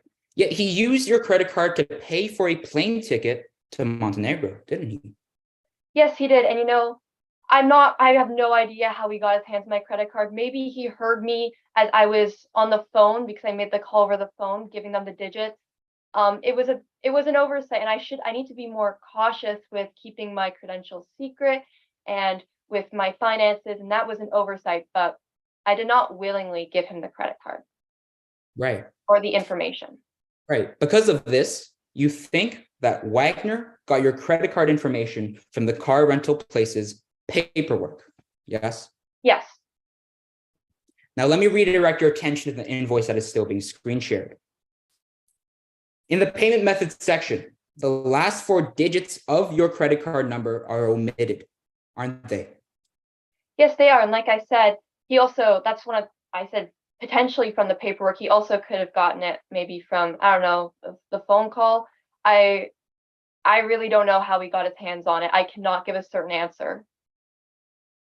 Is it your testimony today that there are more possibilities to how Ernst Wagner could have gotten your credit card number? I mean, I guess he somehow got my credit card from the car rental place paperwork. I really don't know. Right. So that's a yes to my question. He got it from the rental car. All right. That is my best guess. Yes. All right. And in fact, the PIN of your credit card does not appear on either document, does it? No, it does not. Thank you. No further questions, Your Honor.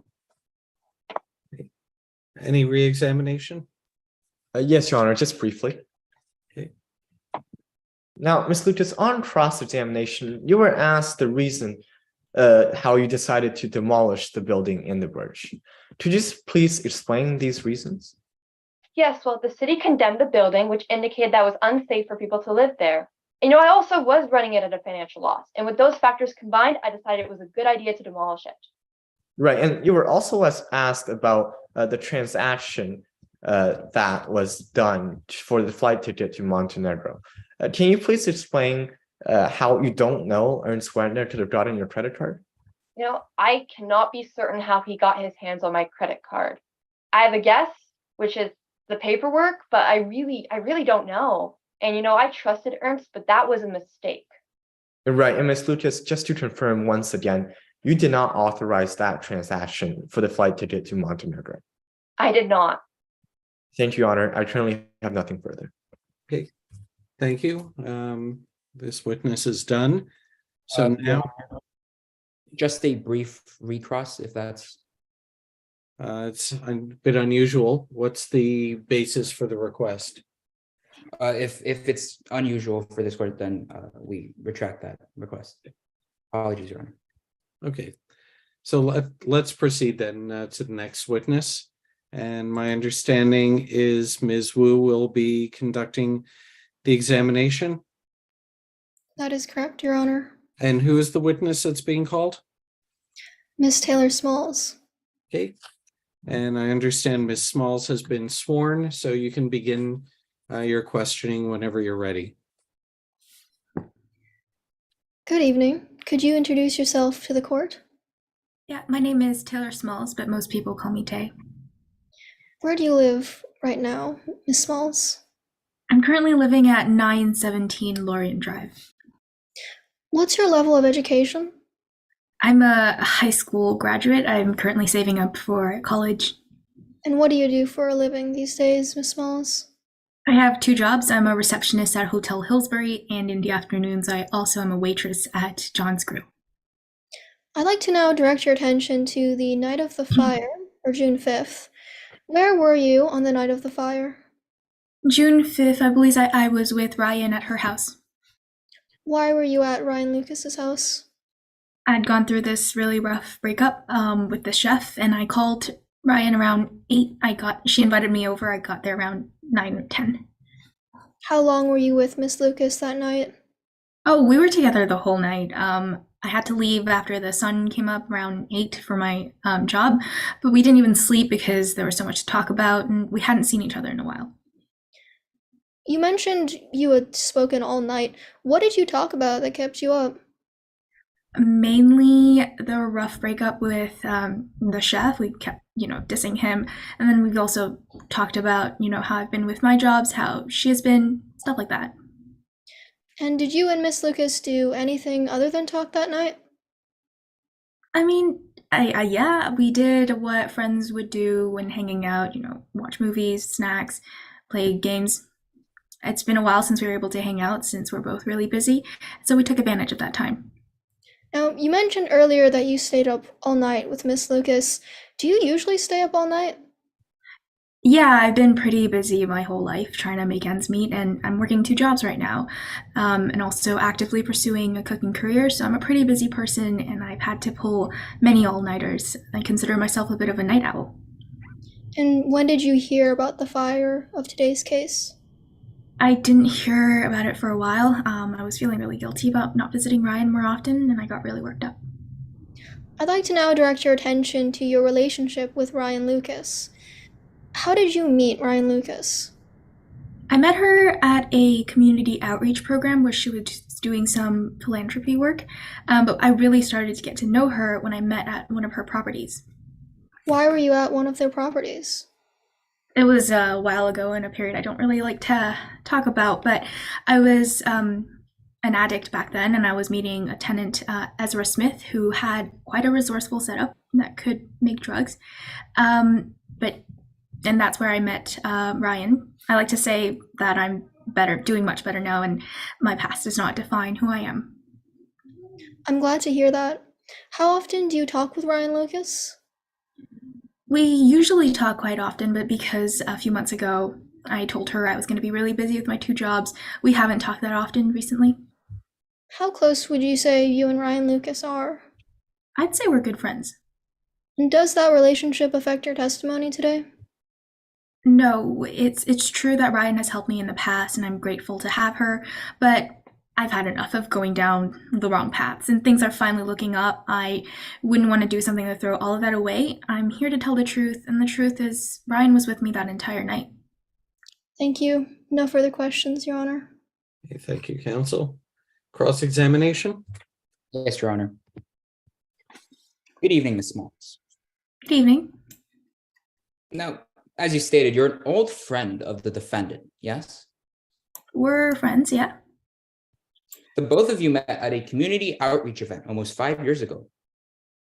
Yeah, we did. But your friendship didn't really start there, did it? No, it really took off when I met her at her property, as I mentioned earlier. Right.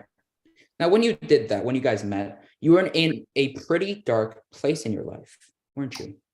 Yeah, it's honestly a period I regret a lot. You were addicted to drugs? I was. You were homeless? I was.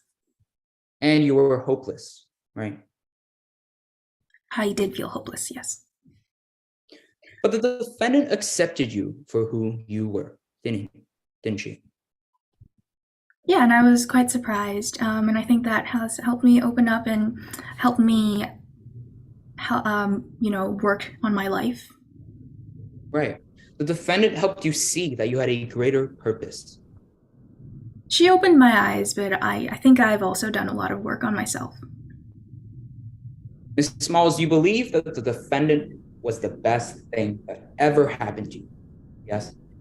I mean, she started my journey on how I've been, working a lot on myself, and I found myself a second job. I have now an apartment, and I'm working towards my cooking career. So yeah, I guess so.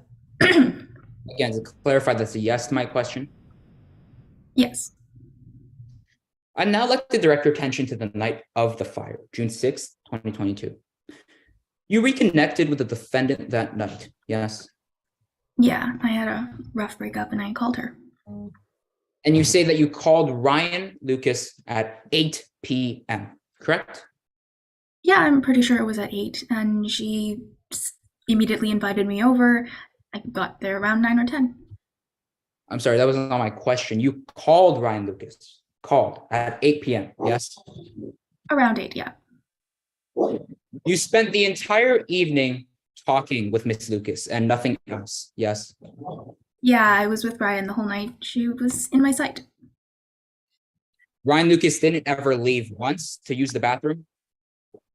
I mean, she left, but it was just a few seconds. Okay, well, but you say that she never left your sight even once. In the sense that she didn't leave her house, she was with me that night. You say that she never left your sight even once. Again, yes or no? Yes, sure. Yeah. So for 12 hours, between 8 p.m. to 8 a.m. the next morning? Yeah, she was with me that whole night. Now let's move on to when you learned about the fire. Ms. Smalls, you received a phone call about this? I did. And this phone call was incredibly impactful on you, wasn't it? I was shocked by the accusations. I mean, Ryan was with me all night. I didn't see how she could have done what they're accusing her of. In fact, finding out about this incident even sent you into relapse with your previous drug problems, didn't it? Regretfully, it was a brief period, it was really quick. I immediately regretted it, and I've been clean since. So that's a yes to my question? Yes, just really quickly. Now, Ms. Smalls, you've had some challenging past interactions with law enforcement, haven't you? I grew up in a pretty rough neighborhood, I would say. So yeah, but I'm setting all of that aside because I'm doing what's right for this trial. Again, that's a yes to my question? Yes. And this is due in no small part to your troubled past, right? Yeah, I grew up in a pretty rough neighborhood, yeah. And because of these problems, you in fact were scared to testify today, weren't you? I had my concerns about testifying, but I have, Ryan, I know Ryan is innocent, so I have to step up and do what's right. Again, you did not answer my question. You were scared to testify today, yes? I wouldn't say I've had my concerns. In fact, you describe your testimony as quote unquote facing up to your fears, yes? Yes, I did say that. But nevertheless, you're still here to testify today, yes? Yes, because Ryan was with me all night. She did not do what she's being accused of. Ms. Smalls, you decided to testify today because the defendant had helped you so much in the past, correct? She has helped me, but that's not the whole main reason why I'm here today. I'm here today because I have to tell the truth, and the truth is Ryan was with me that entire night on June 5th.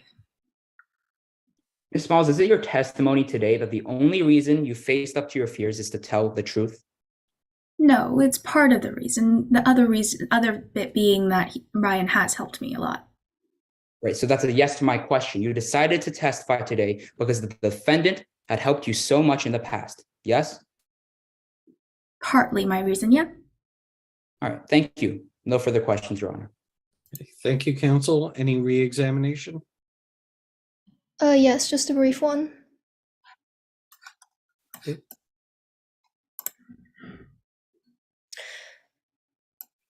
You mentioned on cross that you had said previously that Ryan Lucas never left your sight. What did you mean by that? I meant that Ryan never left the house. I knew where she was. She was practically with me the whole night. Obviously, it's 12 hours. We have to have bathroom breaks and all that, but she was still with me. All right. And several months ago, right after the fire, you relapsed. How are you doing now? I regretted it immediately afterwards. As I said, I'm tired of going down the wrong path. And so I've been clean ever since I pulled myself together. Thank you. No further questions. Okay, thank you. So is that it for the defense's case? Yes, defense rests their case. Okay. We'll take a very short break before closing statements to allow counsel to do any last minute adjustments based on the evidence that they've heard and to review matters. So it is now 8:27. We'll come back at 8:35. We'll take roughly 8 minutes. And at 8:35, we'll have closing statements. Understood, Your Honor. Okay. Thank you.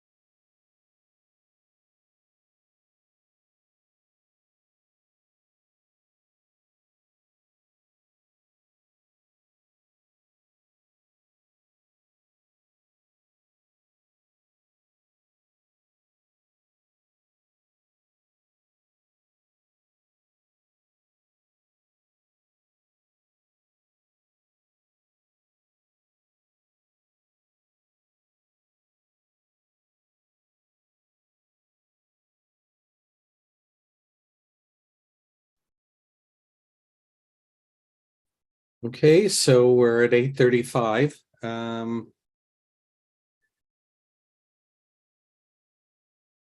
Do we have counsel present for closing statements? Yes, Your Honor. Okay, The defense is ready to proceed, Your Honor. okay, so assuming everyone else who needs to be here is somewhere on screen, we'll begin with the closing statement for the prosecution. Counsel, if you're ready. All right. May I proceed, Your Honor? Whenever you're ready, counsel. May it please the court, opposing counsel, members of the jury. Ryan Lucas reached her breaking point. On the fateful day of the 6th of June, 2022, the residents of the Birch feared for their lives. At 3:08 a.m., fires erupted across the building. A searing heat, a cloud of smoke. Residents of the building ran in horror as they watched their homes burn to ash. What little they had vanished in front of their eyes. Members of the jury, you learned today that the Birch fire was not an accident, but rather an intentional act of arson, abetted by someone who was fed up. The defendant and landlord of the Birch, Ryan Lucas. The defendant had reached her breaking point. Years of operating the Birch at a financial loss, unable to evict the residents, unable to demolish the building. These factors left the defendant with very few options. And when a group of resilient squatters refused to leave, the defendant decided to take things into her own hands. In this case, we, the Crown, must prove our case beyond a reasonable doubt. We must prove that the defendant on count 1 abetted or helped perpetrate arson with a disregard for human life. And on count 2, the defendant intentionally obstructed the course of justice by facilitating the escape of the perpetrator. Now, members of the jury, I'd like to remind you that we, as the Crown, do not need to prove that the defendant committed arson herself. The burden on the Crown is to prove that the defendant abetted or helped Ernst Wagner perpetrate the Birch fire.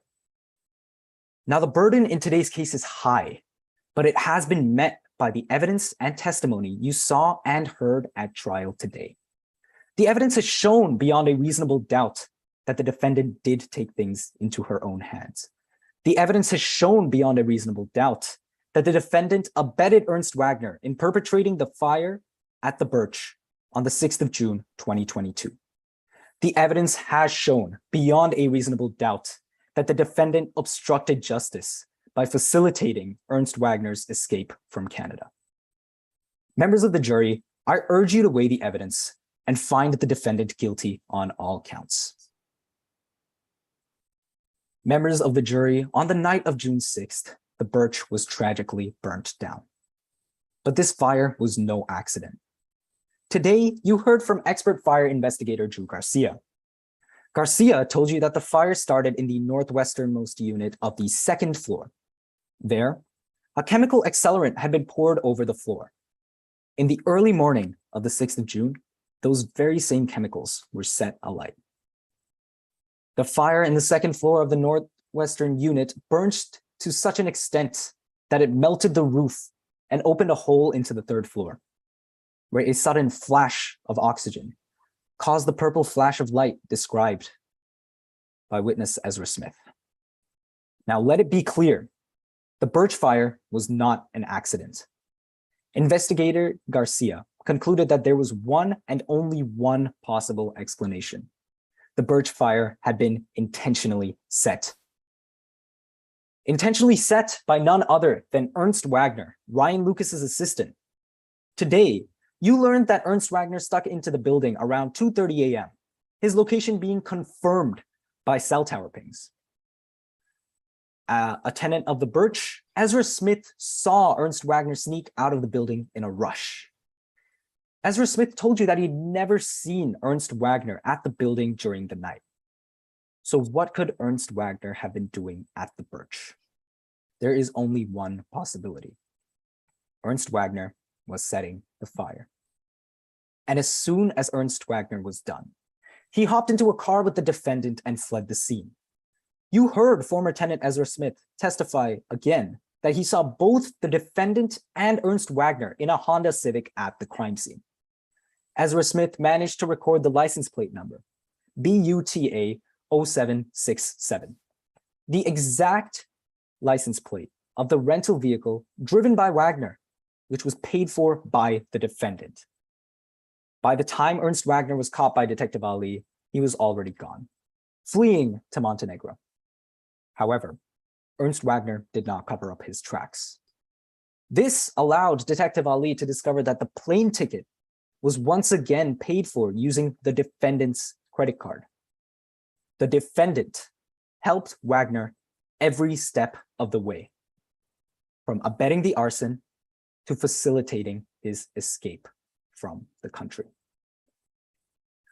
Now the defense has offered a number of explanations on what happened on the 6th of June, 2022.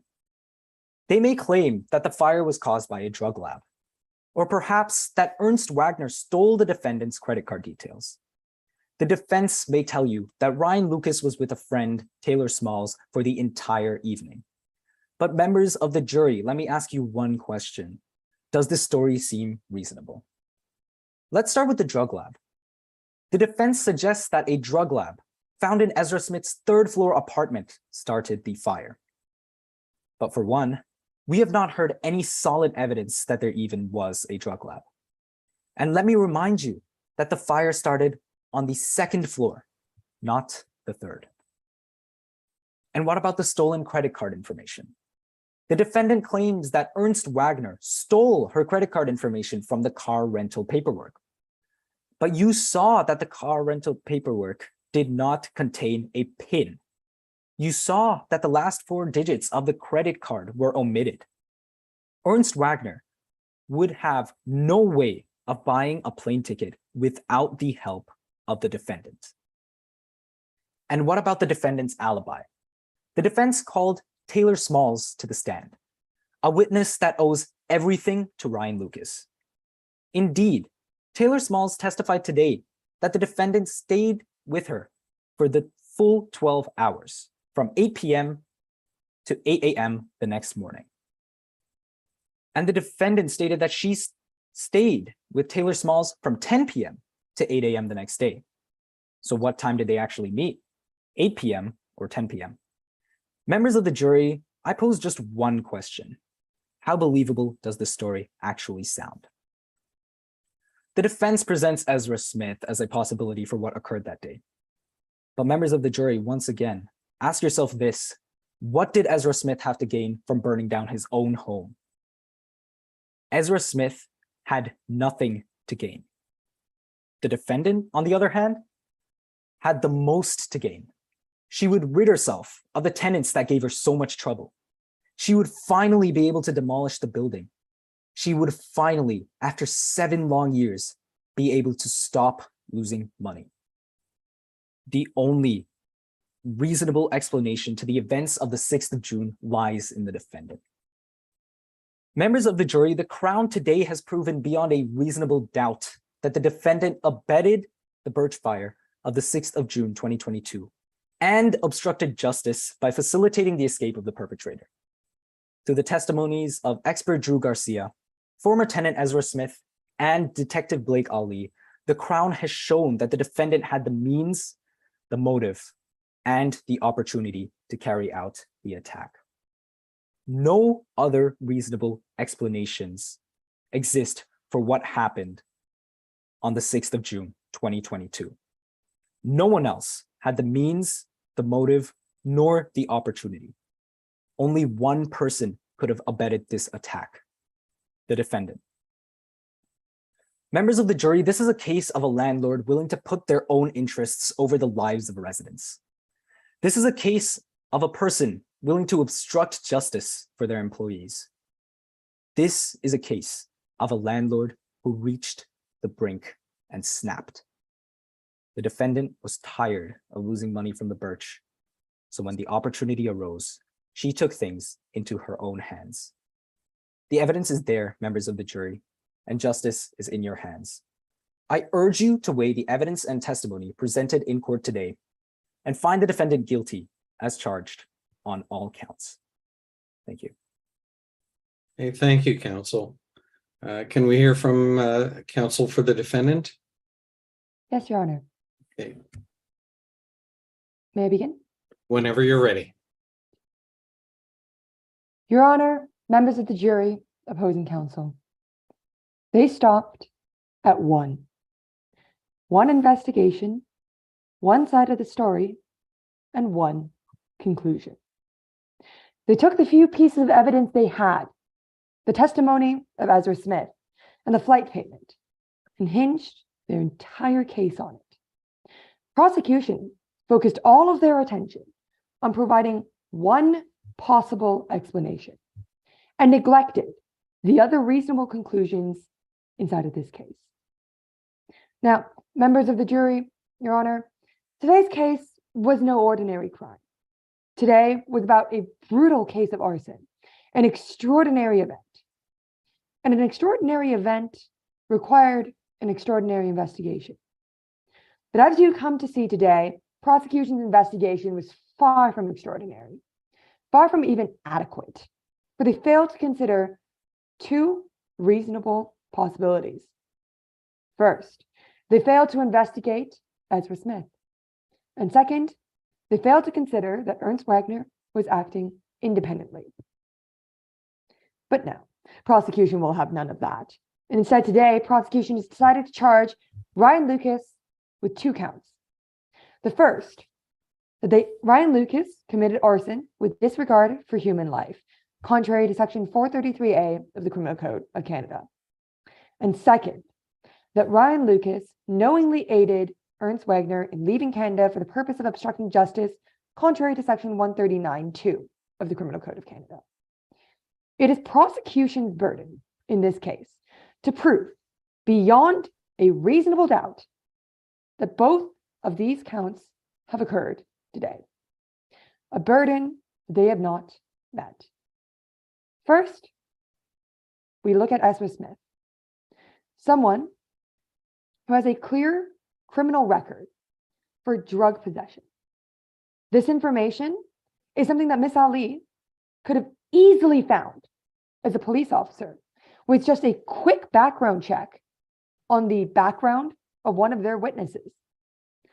Furthermore, they were a resident of the Birch, with evidence suggesting that they were operating some form of drug lab, as we see from their own witness, their own expert witness, Drew Garcia, who suggested the setup is similar to that of a small-scale drug lab, and is further corroborated by Cameron Lee, who also noted Ezra Smith carrying packages into the building. Taylor Smalls also testifies on how they seem to have a resourceful setup for making drugs. But finally, Ezra Smith also has a grudge against Ryan Lucas, calling her a lunatic. Now, Ezra Smith knew that the Birch was being renovated, knew that there were construction workers around, and knew that police were starting to get involved, and they didn't want to be caught. And as we heard, they had said, I'm going to make him pay for this. And this stuff doesn't leave a trace. Just before the Birch came alight. This, at the very least, raises a clear, reasonable motive that Ezra Smith wanted to cover up their drug production and wanted to get back at someone that they hate. Furthermore, they were also at the Birch at the time of the arson and had no evidence of what he was doing at the time. Now, it is not our job on defense to prove beyond a reasonable doubt that Ezra Smith had committed these acts, but it was the prosecution's obligation to consider this possibility and investigate in detail. But they did not. They did not conduct any investigation into Ezra Smith, focusing instead on Ryan Lucas. Instead, investigator Blake Ali chose to put Ezra Smith as their prime witness instead.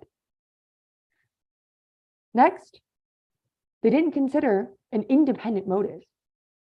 We hear from Ezra Smith that Ernst was the one harassing tenants, that they had on multiple occasions made threats, and that they had on multiple occasions harassed them, at one point even pouring bong water over their head. But these actions were all done by Ernst Wagner. You hear from Miss Lucas that she had a laissez-faire leadership style, simply giving instructions. They gave instructions to first evict the tenants, and then to ensure that illegal squatters stay out. But that doesn't mean that they wanted Wagner to turn to illegal means. It was Ernst Wagner who had taken things too far. Now, Ryan Lucas has an alibi corroborated by Taylor Smalls, and was under the impression that Wagner was simply checking the properties at the time. Now, prosecution has some concerns with the credibility of our witnesses. First, with Ryan Lucas, who they argue did not include the information that they decided to destroy the birch for the purpose of financial motive. Miss Lucas has told you that there are multiple reasons that she decided to demolish the birch. She just said that it was unsafe, as it was condemned, as it was unfit for use, as it was hazardous to the people living inside of it. But that furthermore, money was not her only incentive. After all, she was giving cash settlements for people to leave. It wasn't profitable, yes, but that wasn't the only reason. And it would not have been illegal to go through with these actions. Further, besides, at the end of the day, she is still a landlord. And if there is a building that is losing her money and is an active safety hazard to the people inside the building, then the building should be demolished. It should be rebuilt and improved upon. And these were all reasonable measures that Ms. Lucas wanted to take. But furthermore, prosecution also sees issue with our witness, Taylor Smalls. First, with the idea that Taylor Smalls had called at 8 p.m. and that Ryan Lucas had gotten around 9. Ryan Lucas remembered getting there at 10 p.m. But remember that these affidavits were put together almost 4 months after the events, and a discrepancy of less than an hour is not important. What truly matters is that they were together from the very least between the hours of 10 p.m. and 8 a.m., which means that they were together in the same department during the time of the fire. And furthermore, prosecution is concerned with their friendship. But again, while Ryan Lucas has helped Smalls in the past, this doesn't mean that Smalls is going to break the law for her. And she said so on direct. She's had enough of going down the wrong path. Things are finally looking up to her, and she's not going to do anything to endanger it. Now, prosecution has 2 main pieces of evidence.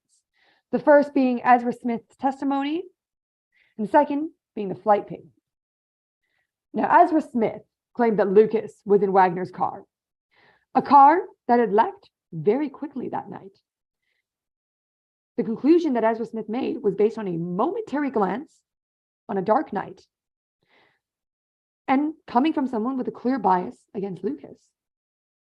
As you've seen in this trial, Ezra Smith was impeached.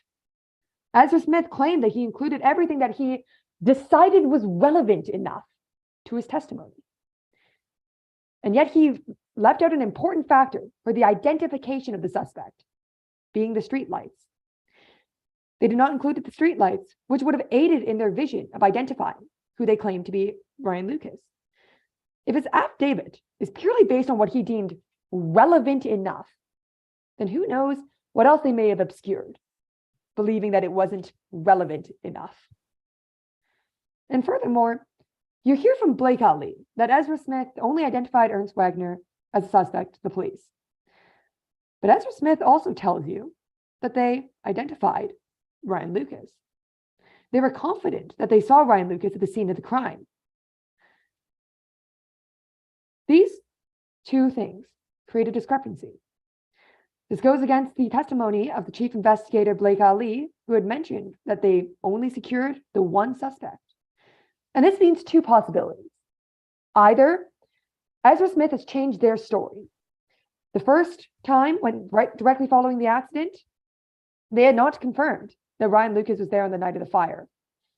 But months later, having written their affidavit, they decided to change their story and help to eliminate someone that they didn't have a clear grudge against.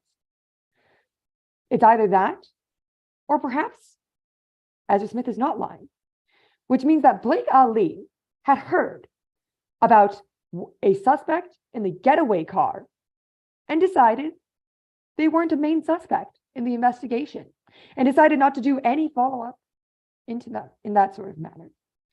Either way, we see an issue here. But finally, Ezra Smith had the means, had the motive with the grudge and the covering up of the drug lab, and had the opportunity as they were awake with no evidence of what they were doing and no alibi, unlike our client. Now, we turn to the flight ticket paid for, allegedly, by Ryan Lucas. The evidence that they provide is a credit card. Now, Blake Ali herself admitted she could not confirm that Ryan Lucas had authorized the payment of this flight ticket. Prosecution points to Ms. Lucas's words, saying that she believed that they had gotten the information from the invoice of the car. The invoice of that car rental had 12 digits.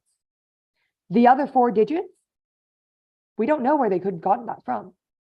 After all, Ernst Wagner had been working together with the defendant for months, years, for long periods of time in which at any point throughout their business transactions and relationships, they could have gotten that information.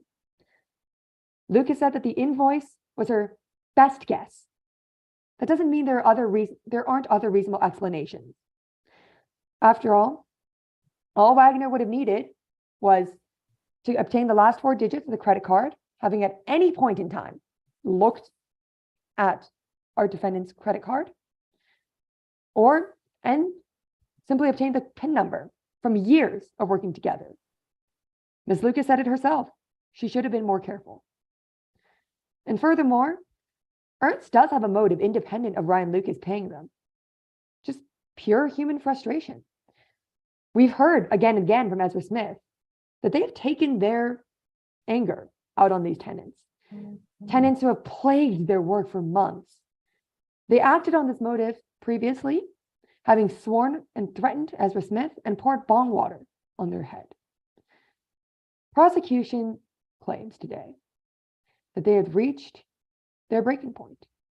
But there's no evidence that Ryan Lucas had even approached an angry or frustrated state to such an extent that they would have lit a house on fire full of homeless people. We see at the beginning of this case, prosecution promised you that the evidence would show on June 6th, the defendant picked up Ernst Wagner and set the fire. But it's clear, all they have is a stolen credit card number and an unreliable primary witness with their own set of motivations to watch Ryan Lucas and the Birch fall. They did not meet that promise because prosecution stopped at one investigation, one side of the story, and one conclusion. They have not met their burden. Perhaps if Ernst Wagner was here today, the perpetrator could be found beyond a reasonable doubt. But as he isn't, Ryan Lucas is the one taking the stand. And they have not been able to meet their burden. Because, Your Honor, members of the jury, opposing counsel, at this time, there are still 2 unexplored possibilities. Until they are ruled out, they present a reasonable doubt.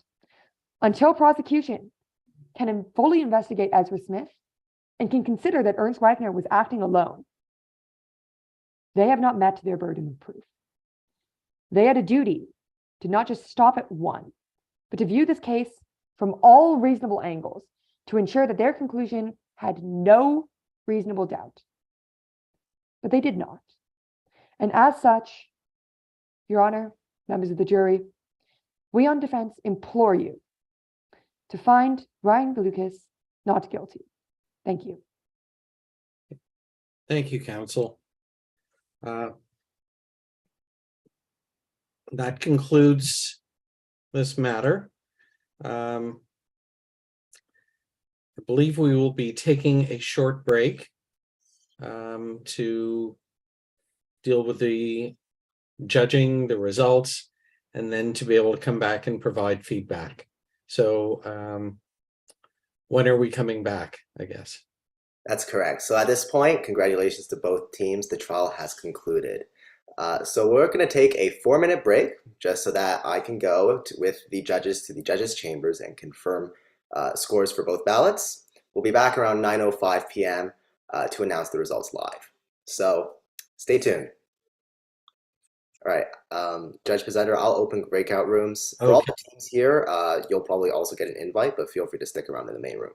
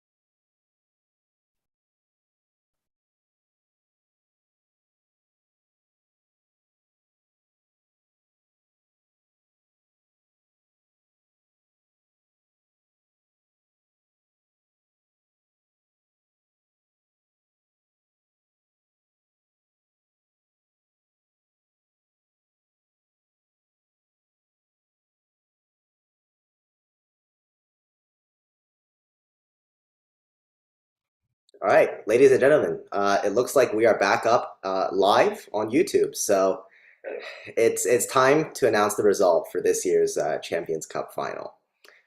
I'm just going to quickly check that we are actually live on YouTube. Yes, we are actually live on YouTube. Welcome back, everyone.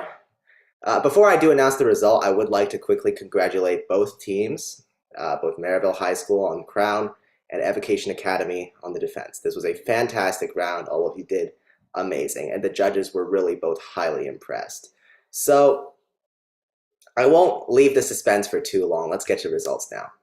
This round was very, very, very close. Both ballots for this round were decided on a margin of 2 points. However, both of those ballots went to one team. So, all right. We'll announce the runner-up first. So the runner-up, second place team in the 2022 Champions Cup is Evocation Academy, which means that Maryville High School has once again taken the championship title for the Champions Cup by a margin of 4 points, 2 ballots. Congratulations to both teams.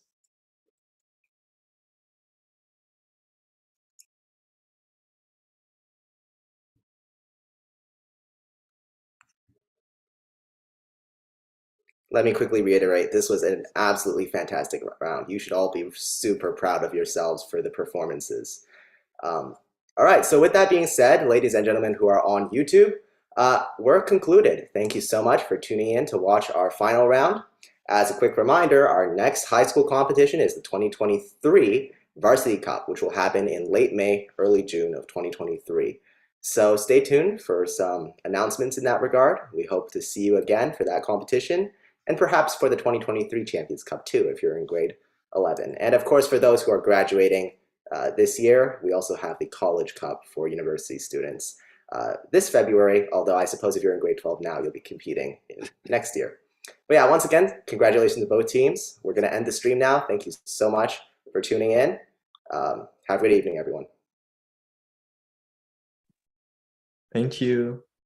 All right, ladies and gentlemen, just one moment. I'm going to end the stream. Doesn't look like I can do that. Give me one moment, folks.